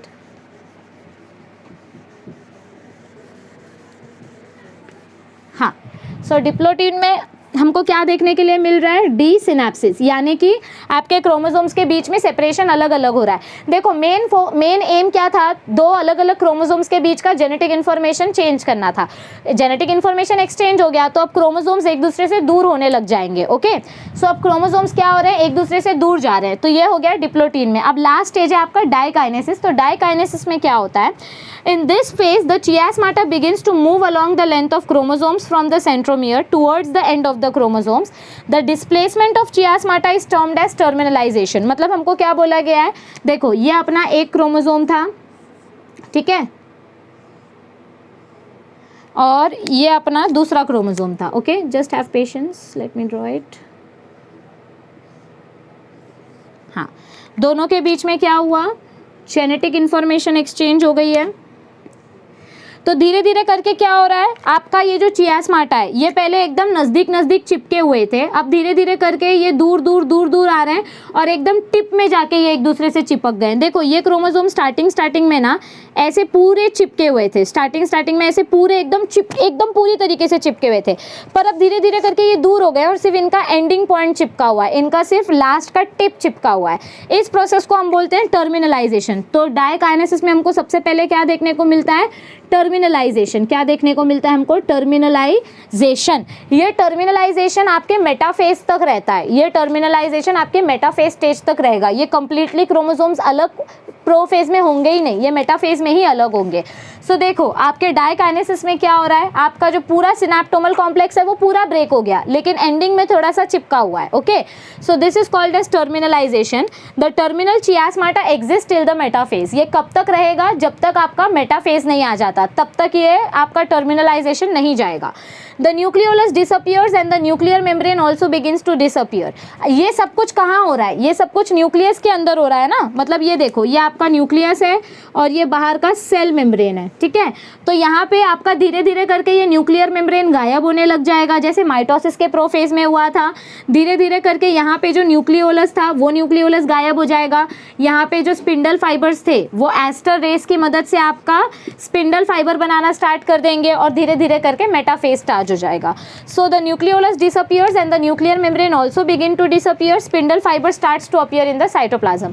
तो धीरे धीरे करके स्पिंडल फाइबर होना स्टार्ट होता है। तो देखो डायकाइनेसिस में क्या क्या हुआ, टर्मिनलाइजेशन हुआ। किसका टर्मिनलाइजेशन हुआ, टर्मिनलाइजेशन ऑफ चियास्माटा, ठीक है। और क्या देखने को मिला हमको, इधर पे आपका न्यूक्लियस मेम्ब्रेन डिसअपियर हो गया, nucleus membrane and nucleolus disappear हो गया, nucleus membrane and nucleolus disappear. और क्या देखने को मिला हमको इधर पे, spindle fibre formation started, spindle formation, spindle fibre का धीरे धीरे फॉर्मेशन स्टार्ट हो गया। तो देखो हम क्या समझने की कोशिश कर रहे हैं, हम मियोसिस में भी सेल डिवीजन कर रहे हैं, लेकिन ये सेल डिवीजन रिप्रोडक्टिव सेल्स में होता है। तो रिप्रोडक्टिव सेल्स का जो पहला स्टेज है दैट इज प्रोफेज। प्रोफेज में 5 स्टेजेस है, leptotene, zygotene, pachytene, diplotene, diakinesis. Leptotene में क्या हुआ, लेप्टोटीन में आपके क्रोमोसोम्स कंडेंस होना स्टार्ट होते हैं और आपके सेंट्रियोल्स अलग अलग पोल्स में जाके माइग्रेट हो जाते हैं। जाइगोटीन में क्या होता है, जाइगोटीन में आपके 2 होमोलोगस क्रोमोसोम्स एक साथ चिपक जाते हैं। जाइगोटीन में क्या होता है, होमोलोगस क्रोमोसोम्स के बीच में पेयरिंग होती है, उस पेयरिंग को हम बोलते हैं सिनेप्सिस। ये पेयरिंग सिनेप्टोमल कॉम्प्लेक्स की वजह से होती है और इस क्रोमोसोम के पेयर को हम बोलते हैं बाइवेलेंट या टेट्राड। फिर पैचेटीन में क्या होता है कि ये जो 2 क्रोमोसोम्स एक दूसरे के साथ चिपके हुए थे, अब वो एक दूसरे की जेनेटिक इन्फॉर्मेशन चेंज करना स्टार्ट करेंगे, यानी चियास्माटा फॉर्म होगा। चियास्माटा की वजह से क्रॉसिंग ओवर होगी होमोलोगस क्रोमोसोम्स के बीच में और धीरे धीरे करके होमोलोगस क्रोमोसोम सेपरेट होना स्टार्ट हो जाएंगे। पर वो पूरी तरीके से सेपरेट कब होते हैं, डिप्लोटीन में, यानी डी सिनेप्सिस हमको देखने को मिलता है। और फिर लास्ट स्टेज आता है आपका डायकाइनेसिस। डायकाइनेसिस में क्या होता है, आपके ये जो क्रोमोसोम्स के बीच का सेपरेशन है, पूरा क्रोमोसोम सेपरेट हो जाता है, सिर्फ लास्ट का टिप रह जाता है। इस टिप को हम बोलते हैं टर्मिनलाइजेशन। यहाँ पर धीरे धीरे करके आपके न्यूक्लियर मेम्ब्रेन गायब हो गई, आपका न्यूक्लियस गायब हो, न्यूक्लियोलस गायब हो गया है और आपके सेंट्रियोल्स में से स्पिंडल फाइबर बनना स्टार्ट हो रही है। अब मेटाफेज होगा। मेटाफेज में क्या होगा, ये जो क्रोमोसोम्स के पेयर हैं, ये सारे क्रोमोसोम्स के पेयर एक एक करके सेंटर में अलाइन हो जाएंगे। तो चलो अब देखते हैं मेटाफेज के बारे में। ऑल राइट, तो अब मेटाफेज में देखिए हमको क्या देखने को मिल रहा है। थ्योरी के साथ साथ आप डायग्राम पर भी ध्यान दो। जो आपके 46 क्रोमोसोम्स थे, कितने क्रोमोसोम्स थे आपके टोटल, 46 क्रोमोसोम्स थे। वो सारे के सारे 46 क्रोमोसोम्स पेयर्स में अरेंज थे। कैसे अरेंज थे, पेयर, यानी कि पूरा 23 क्रोमोसोम्स का पेयर, यहाँ पे एक पेयर, यहाँ पे दूसरा पेयर, यहाँ पे तीसरा पेयर, यहाँ पे चौथा पेयर, यहाँ पे 5वां पेयर, ऐसे करके टोटल 23 पेयर ऑफ क्रोमोसोम्स। ये 23 और ये 23, ऐसे करके टोटल 23 पेयर ऑफ क्रोमोसोम्स, यानी कि टोटल 46 क्रोमोसोम्स। सारे के सारे 46 क्रोमोसोम्स सेंटर में आके अरेंज हो जाएंगे। कहाँ पर अरेंज हो जाएंगे, सेंटर में आके अरेंज हो जाएंगे और इस सेंटर को हम बोलते हैं मेटाफेज प्लेट। इस सेंटर को हम क्या बोलते हैं, मेटाफेज प्लेट। लेकिन यहाँ पर 2 लेयर बन रही है। माइटोसिस में हमने क्या देखा था कि एक ही लेयर बनती है, तो वो सिंगल मेटाफेज प्लेट था। यहाँ पर 2 लेयर बन रही है, इसीलिए इसको हम बोलते हैं डबल मेटाफेज प्लेट। तो माइटोसिस और मियोसिस में ये एक और डिफरेंस है कि माइटोसिस में सिंगल मेटाफेज प्लेट बनता है, यहाँ पे आपको डबल मेटाफेज प्लेट देखने को मिलती है। ये NCERT में दिया गया है, तो मैंने सिर्फ एक पॉइंट पॉइंट आपको मेंशन कर दिया। तो अब देखो थियोरी में हमको क्या दिया गया है, the spindle fibres become well developed. Metaphase 1 में हमको क्या देखने को मिलता है कि स्पिंडल फाइबर्स, ये देखो सेंट्रियोल से जो स्पिंडल फाइबर्स निकल रहे हैं वो अच्छे से डेवलप हो चुके हैं। So the spindle fibres become well developed, the tetrads move towards the equator and they orient themselves on the equator in such a way that centromeres of homologous tetrads lie towards the poles and arm towards the equator. मतलब हमको क्या बोला गया है कि हमारे ये जो सेंट्रोमियर्स हैं, हमारे ये जो सेंट्रोमियर्स हैं ये पोल्स की तरफ हैं और ये जो आर्म्स हैं ये इक्वेटर के डायरेक्शन में है, ये पोल्स के डायरेक्शन में है और ये इक्वेटर के डायरेक्शन में है, ठीक है। सो हमारे जो क्रोमोसोम्स है वो सेंटर में आके अरेंज हो गए हैं, इतना आपको समझ में आना चाहिए। Due to increasing repulsive forces between homologous chromosomes they are ready to separate from each other. अब इन दोनों क्रोमोसोम्स के बीच में इतना ज़्यादा फोर्स क्रिएट हो रहा है कि ये दोनों एक दूसरे से अलग होना चाहते हैं, ठीक है। एक चीज़ आपको यहाँ पर ध्यान देनी है, हमने माइटोसिस के टाइम पे क्या पढ़ा था कि माइटोसिस के टाइम पे जो हमारा क्रोमोसोम होता है उस क्रोमोसोम के यहाँ पर एक सेंट्रियोल होता है, काइनेटोकोर प्रोटीन होता है, यहाँ पर एक काइनेटोकोर प्रोटीन होता है, यहाँ पर एक काइनेटोकोर प्रोटीन होता है। तो माइटोसिस में हमने क्या पढ़ा था, यहाँ से एक स्पिंडल फाइबर आके अटैच होता है, यहाँ से एक स्पिंडल फाइबर आके अटैच होता है और बीच में से क्रोमोसोम को सेपरेट करता है। तो एक क्रोमैटिड इधर आ जाता है, एक क्रोमैटिड इधर चला जाता है, करेक्ट है। लेकिन यहाँ पर क्या हो रहा है, यहाँ पर आपको एक सेंट्रोमियर पे एक ही काइनेटोकोर प्रोटीन देखने को मिल रहा है। देखो मैं इसकी बात कर रही हूँ, काइनेटोकोर प्रोटीन की बात कर रही हूँ। This is what I am talking about, kinetochore fibre. Spindle fibre जो तैयार हो रहा है तो आपके एक क्रोमोसोम से एक ही काइनेटोकोर फाइबर निकल रहा है, एक क्रोमोसोम से एक काइनेटोकोर फाइबर, एक क्रोमोसोम से एक काइनेटोकोर फाइबर। तो माइटोसिस में क्या होता है, एक सेंट्रोमियर से दो काइनेटोकोर्स निकलते हैं। मियोसिस में क्या हो रहा है, एक सेंट्रोमियर से एक ही काइनेटोकोर फाइबर निकल रहा है। बस इतना ही आपको मुझे बताना था। तो मेटाफेज में क्या हुआ, मेटाफेज में सारे क्रोमोसोम सेंटर में आके अरेंज हो गए और स्पिंडल फाइबर्स आपके काइनेटोकोर के साथ अटैच होना स्टार्ट हो जाते हैं। अब क्या होगा, अब इनका सेपरेशन होना स्टार्ट होगा। अब आधे क्रोमोसोम्स ऊपर की तरफ शिफ्ट होना स्टार्ट होंगे, आधे क्रोमोसोम्स नीचे की तरफ शिफ्ट होना स्टार्ट होंगे। सो एनाफेज 1 में देखो क्या होता है, in this phase homologous chromosomes are pulled away from each other and carried towards the opposite poles by spindle apparatus. अब ये जो नीचे वाला स्पिंडल फाइबर है ये इन क्रोमोसोम्स को नीचे की तरफ खींचेगा और ये जो ऊपर वाला स्पिंडल फाइबर है ये इन क्रोमोसोम्स को ऊपर की तरफ खींचेंगे। फायदा ये होता है जब ये दोनों क्रोमोसोम्स एक दूसरे से अलग होते हैं तो इनके साथ साथ ये जो रिकम्बाइंड क्रोमोसोम्स है यानी कि जिनकी जेनेटिक इन्फॉर्मेशन चेंज हो गई थी वो भी सेपरेट हो जाएंगे। सो धीरे धीरे करके क्या होगा, इन दोनों के बीच में सेपरेशन होना स्टार्ट होगा। ये क्रोमोसोम्स धीरे धीरे करके क्या हो जाएंगे, सेपरेट होना स्टार्ट हो जाएंगे। तो आधे क्रोमोसोम्स ऊपर चले जाएंगे, आधे क्रोमोसोम्स नीचे आ जाएंगे। Okay, so they start getting separated from each other. This is called disjunction. इस प्रोसेस को हम क्या बोलते हैं, डिसजंक्शन। तो एनाफेज में एक इंपॉर्टेंट चीज़ आपको क्या याद रखनी है कि एनाफेज में हमको डिसजंक्शन देखने को मिलता है। मतलब अगर मैं आपको ड्रॉ करके बताऊं तो एनाफेज में कुछ ऐसा स्ट्रक्चर हमको देखने को मिलेगा। कैसा स्ट्रक्चर देखने को मिलेगा, समझो यहाँ पर आपका एक क्रोमोसोम आ गया, ठीक है, यहाँ पर आपका दूसरा क्रोमोसोम आ गया। वेट, ऑलराइट, सी यहाँ पर आपका ये जो बीच में 4 क्रोमोसोम्स थे ना, 2 ऊपर चले जाते हैं, 2 नीचे आ जाते हैं, ठीक है। कोई भी क्रोमोसोम ऊपर कोई भी क्रोमोसोम नीचे जा सकता है, ये फिक्स्ड नहीं होता है।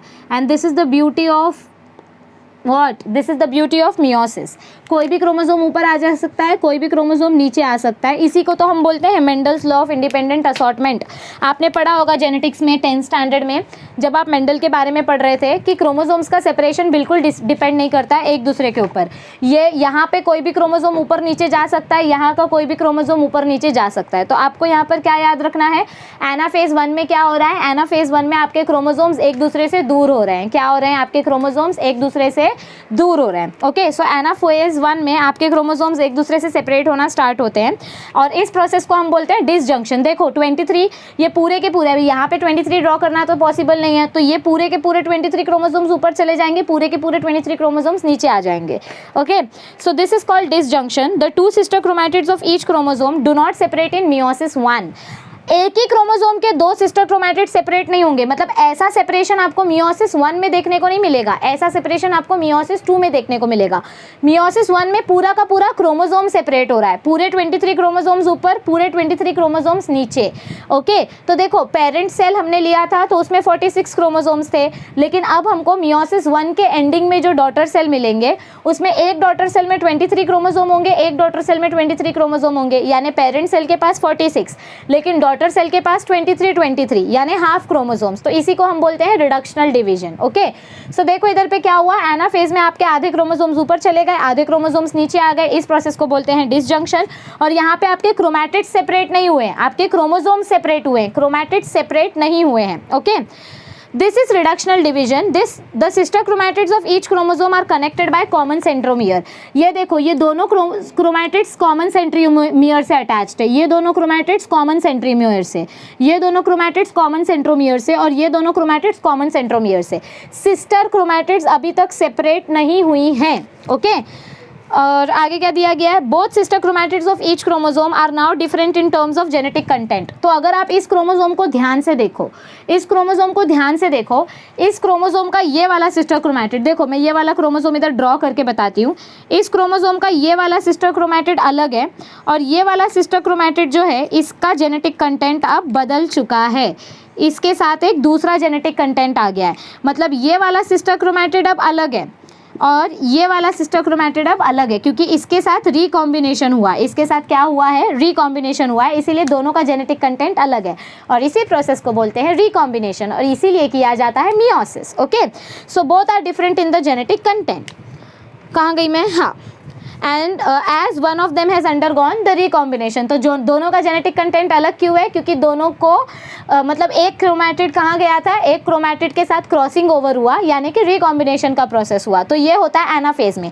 अब टीलोफेज में क्या होगा, टीलोफेज में ये और ज़्यादा सेपरेट हो जाएंगे, ये टोटली एक एंड में आ जाएंगे, स्पिंडल फाइबर पूरी तरीके से गायब हो जाएगा, धीरे धीरे ये क्रोमोसोम्स वापस क्रोमैटिन नेटवर्क बनाना स्टार्ट कर देंगे। जैसे माइटोसिस में हमने देखा था, सेम वैसे ही अब इधर के टीलोफेज में भी होना स्टार्ट हो जाएगा।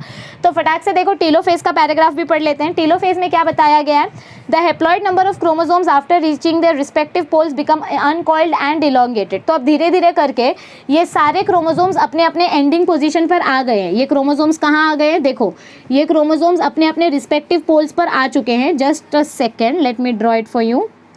तो अब ये क्रोमोसोम्स अपने अपने रिस्पेक्टिव पोजीशन पर आ चुके हैं। अब ये धीरे धीरे करके अनकॉइलिंग होना स्टार्ट हो जाएंगे, धीरे धीरे करके क्या हो जाएगा, इनका अनकॉइलिंग करना स्टार्ट हो जाएगा, धीरे धीरे ओपन होना स्टार्ट हो जाएंगे ये। लेकिन ये पूरी तरीके से ओपन नहीं होंगे, क्योंकि इनको अभी भी सेकेंड मियोसिस करना है। तो धीरे धीरे करके अनकॉइलिंग करना स्टार्ट होंगे, धीरे धीरे करके क्या होगा, धीरे धीरे करके इनका न्यूक्लियर मेम्ब्रेन वापस से रीअपियर होना स्टार्ट हो जाएगा, न्यूक्लियर मेम्ब्रेन रीअपियर होना स्टार्ट हो जाएगा, न्यूक्लियोलस वापस से रीअपियर होना स्टार्ट हो जाएगा।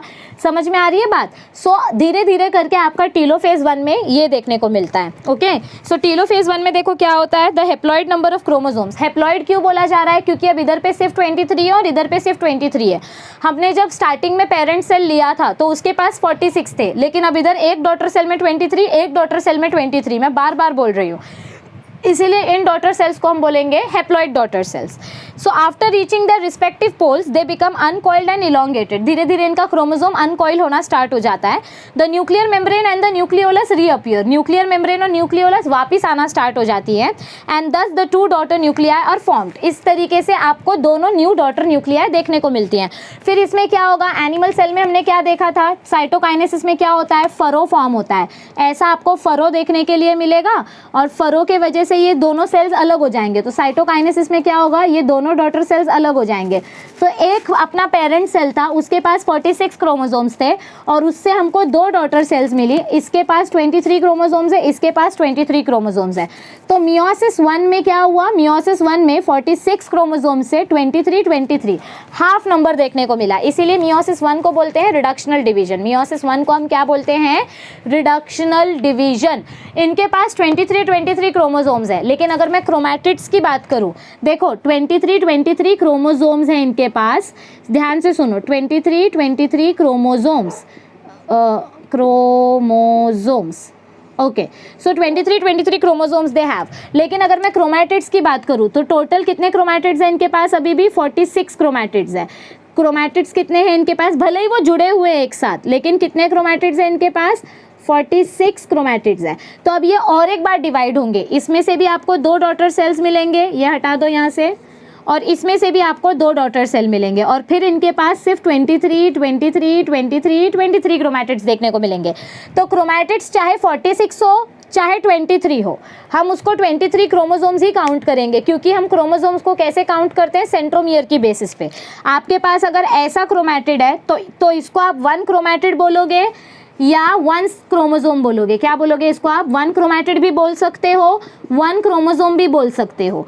और अगर आपके पास ऐसा कोई स्ट्रक्चर है, 2 क्रोमैटिड्स है, यहाँ पे 2 क्रोमैटिड्स है, कितने क्रोमैटिड्स है यहाँ पर?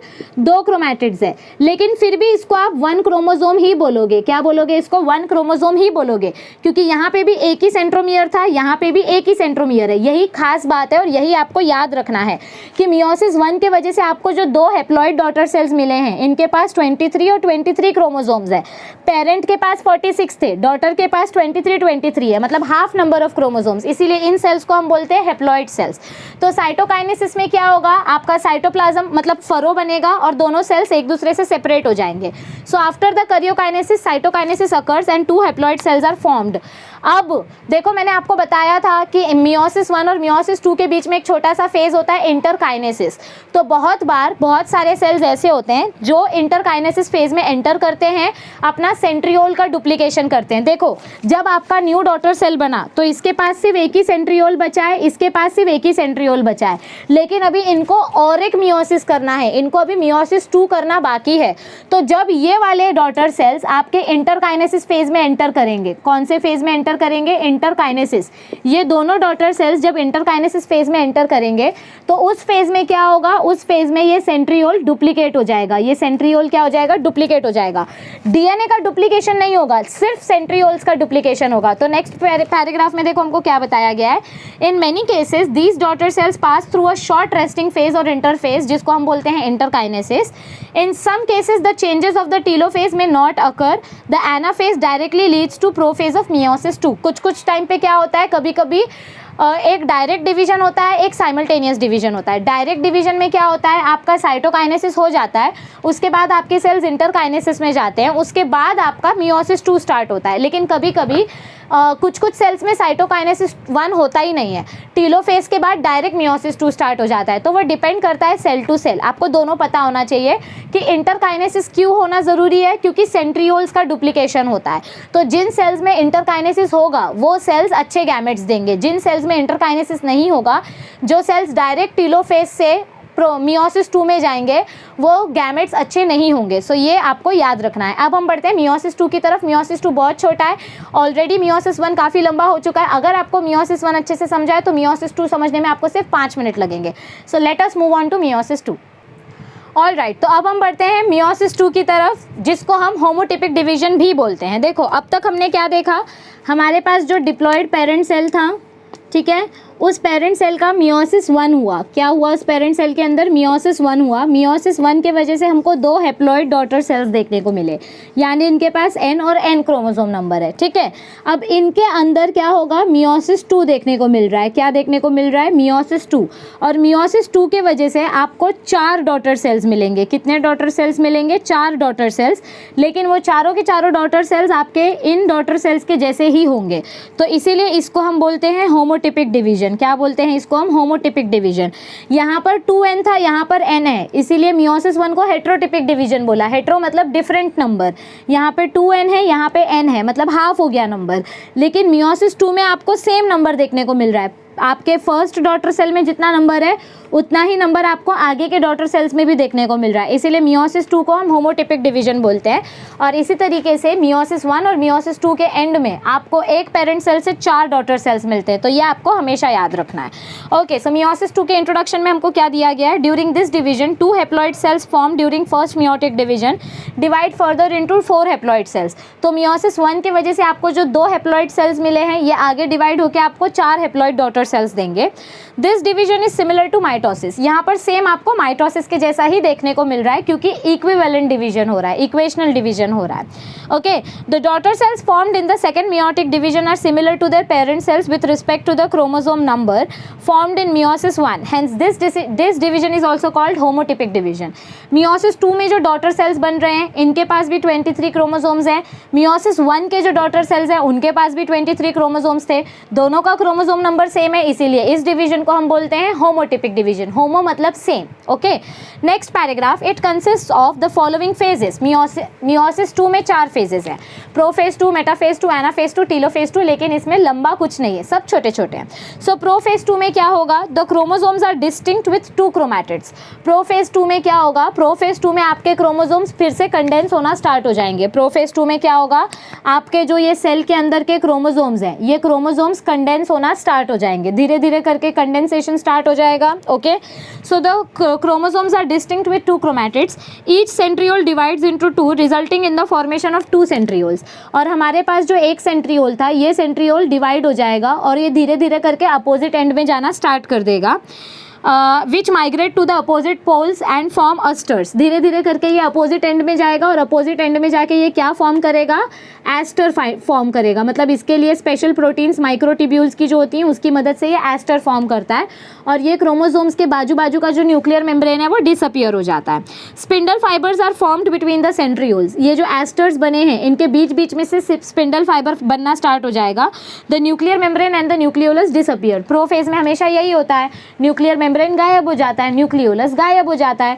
अब मेटाफेज 2, मेटाफेज 2 में क्या होगा, ये क्रोमोसोम्स आपके सेंटर में आ जाएंगे। मेटाफेज 2 में क्या होगा, ये सारे क्रोमोसोम्स आपके सेंटर में आ जाएंगे और यहाँ से जो स्पिंडल फाइबर निकल रही है वो इन क्रोमोसोम्स के साथ अटैच हो जाएगी। ठीक है, so this will happen in metaphase 2। So chromosomes get arranged at the equator. सारे क्रोमोसोम्स सेंटर में आ जाते हैं। 2 chromatids of each chromosome are separated by the division of centromere. तो जैसे आपके माइटोसिस में हुआ था, माइटोसिस में क्या देखा था हमने, ऐसे बीच में एक सेंट्रोमियर रहता है, यहाँ से आपके काइनेटोकोर फाइबर्स निकले थे, यहाँ से और यहाँ से ऐसे काइनेटोकोर फाइबर्स निकले थे और बीच से आपका सेंट्रोमियर सेपरेट हुआ जिसके वजह से हाफ क्रोमोसोम्स ऊपर हाफ क्रोमोसोम्स नीचे, यानी एक क्रोमैटिड ऊपर एक क्रोमैटिड नीचे। ओके, तो अब देखो यहाँ पे आपके दोनों सेल्स के पास 23 क्रोमोसोम्स थे लेकिन क्रोमैटिड्स कितने थे, 46 क्रोमैटिड्स थे। अब ये 46 क्रोमैटिड्स सेपरेट हो जाएंगे तो इसके पास 23 chromosomes and 23 chromatids, 23 chromosomes and 23 chromatids. इस सेल से ये 2 सेल मिले, ओके, और इस सेल से आपको ये 2 सेल मिलेंगे तो इनके पास भी 23 क्रोमोसोम्स, 23 क्रोमैटिड्स, 23 क्रोमोसोम्स, 23 क्रोमैटिड्स। मतलब ये जो क्रोमैटिड्स है ये अब एक्चुअली डिवाइड होंगे। ओके, ऑल राइट, तो आप आगे देखो क्या बोला गया है। Some spindle fibers are attached to the centromeres and some are attached end to end between 2 opposite directions, 2 opposite centrioles। तो कुछ स्पिंडल फाइबर आपके क्रोमोसोम से अटैच्ड है और कुछ स्पिंडल फाइबर डायरेक्ट सेंट्रियोल से अटैच होते हैं जिनको हम पोलर फाइबर्स बोलते हैं। माइटोसिस में हमने पढ़ा था, ये आपको याद होगा। अब हम पढ़ते हैं एनाफेज 2 की तरफ। एनाफेज, देखो माइटोसिस अगर नहीं पढ़ा है ना तो ये थोड़ा सा समझ में नहीं आएगा, प्लीज़ माइटोसिस का वीडियो देख लेना।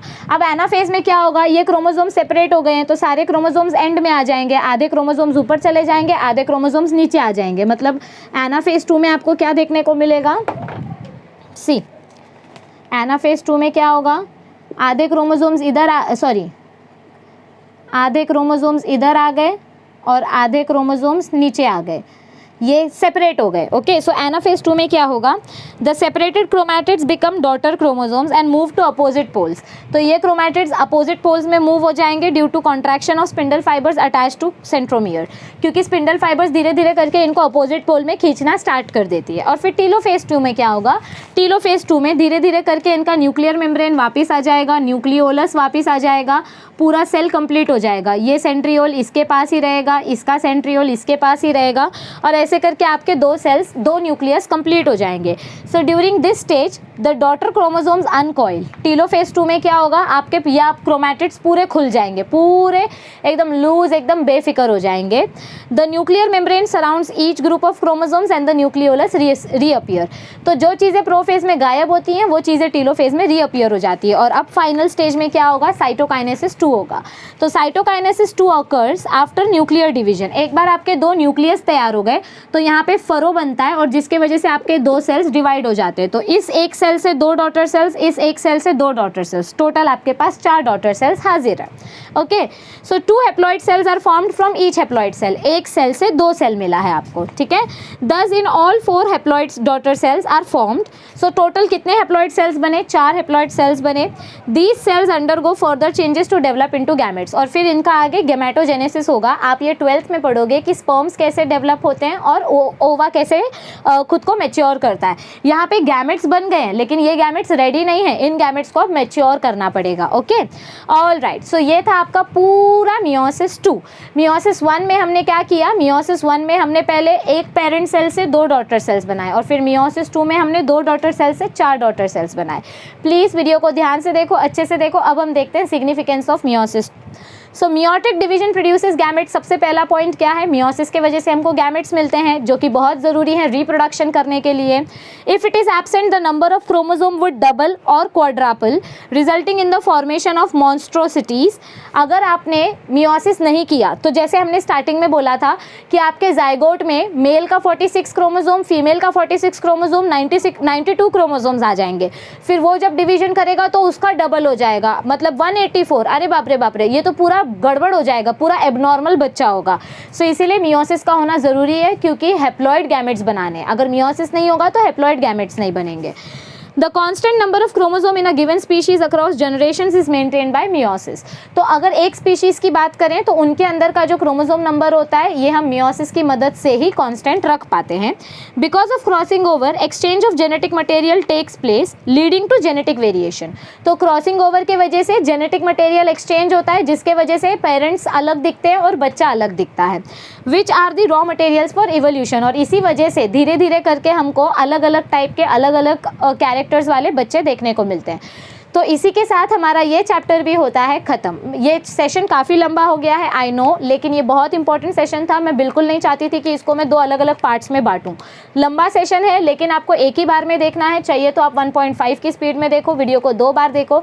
अगर आपने ये वीडियो और इसके पहली वाली वीडियो देख ली तो आपको लाइफ में कभी माइटोसिस और मियोसिस को रटना नहीं पड़ेगा। देखो, बायोलॉजी में एक सिंपल कॉन्सेप्ट याद रखो, सिर्फ बायो में नहीं, सब सब्जेक्ट पे ये अप्लाई होता है, फिजिक्स, केमिस्ट्री, मैथ्स, बायो। आप किसी भी चीज़ को रट नहीं सकते, क्योंकि आगे जाके जब आपका लेवल हाई होगा ना तो कॉन्सेप्ट ऑलरेडी बड़ा बड़ा होते जाएगा। सो प्लीज़ चीज़ों को रटना बंद करो, उनको समझना स्टार्ट करो और खुद के हैंड रिटन शॉर्ट नोट्स बनाना स्टार्ट करो।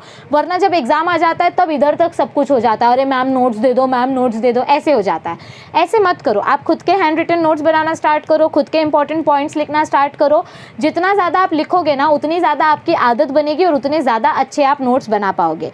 सो इसी के साथ इस सेशन को करते हैं ख़त्म। अब हम स्टार्ट करेंगे आपका न्यू चैप्टर। आपको कौन सा चैप्टर स्टार्ट करवाना है आप हमें कमेंट सेक्शन में बताइए, जिसकी मेजॉरिटी होगी। वैसे तो लास्ट टाइम हमने जो पोल डाला था उसमें ह्यूमन न्यूट्रिशन का मेजॉरिटी आया था, तो आप हमें बताइए कि कौन सा चैप्टर स्टार्ट करना है। अगर ह्यूमन न्यूट्रिशन स्टार्ट करना है तो हम ह्यूमन न्यूट्रिशन स्टार्ट कर देंगे। आपकी अंडरस्टैंडिंग बहुत इंपॉर्टेंट है। वीडियोस अगर हेल्पफुल लग रही है, अच्छी लग रही है, तो अपने फ्रेंड्स के साथ शेयर करो, अपने जूनियर्स के साथ शेयर करो। जितना हो सके उतना इन वीडियोस को बांटो, क्योंकि बांटने से प्यार बढ़ता है। अपने फ्रेंड्स की हेल्प करो और हमारी चैनल को सपोर्ट करते रहो। लाइक, कमेंट, शेयर और सब्सक्राइब ज़रूर कर देना अगर अब तक नहीं किया है। कमेंट करके बताना नेक्स्ट चैप्टर कौन सा स्टार्ट करना है। आपके लिए हम दिन रात मेहनत कर रहे हैं, बस आपका सपोर्ट और आपका प्यार हमें मिलता रहे और कुछ नहीं चाहिए हमें। मिलते हैं जल्दी। Thank you, stay tuned, see you soon.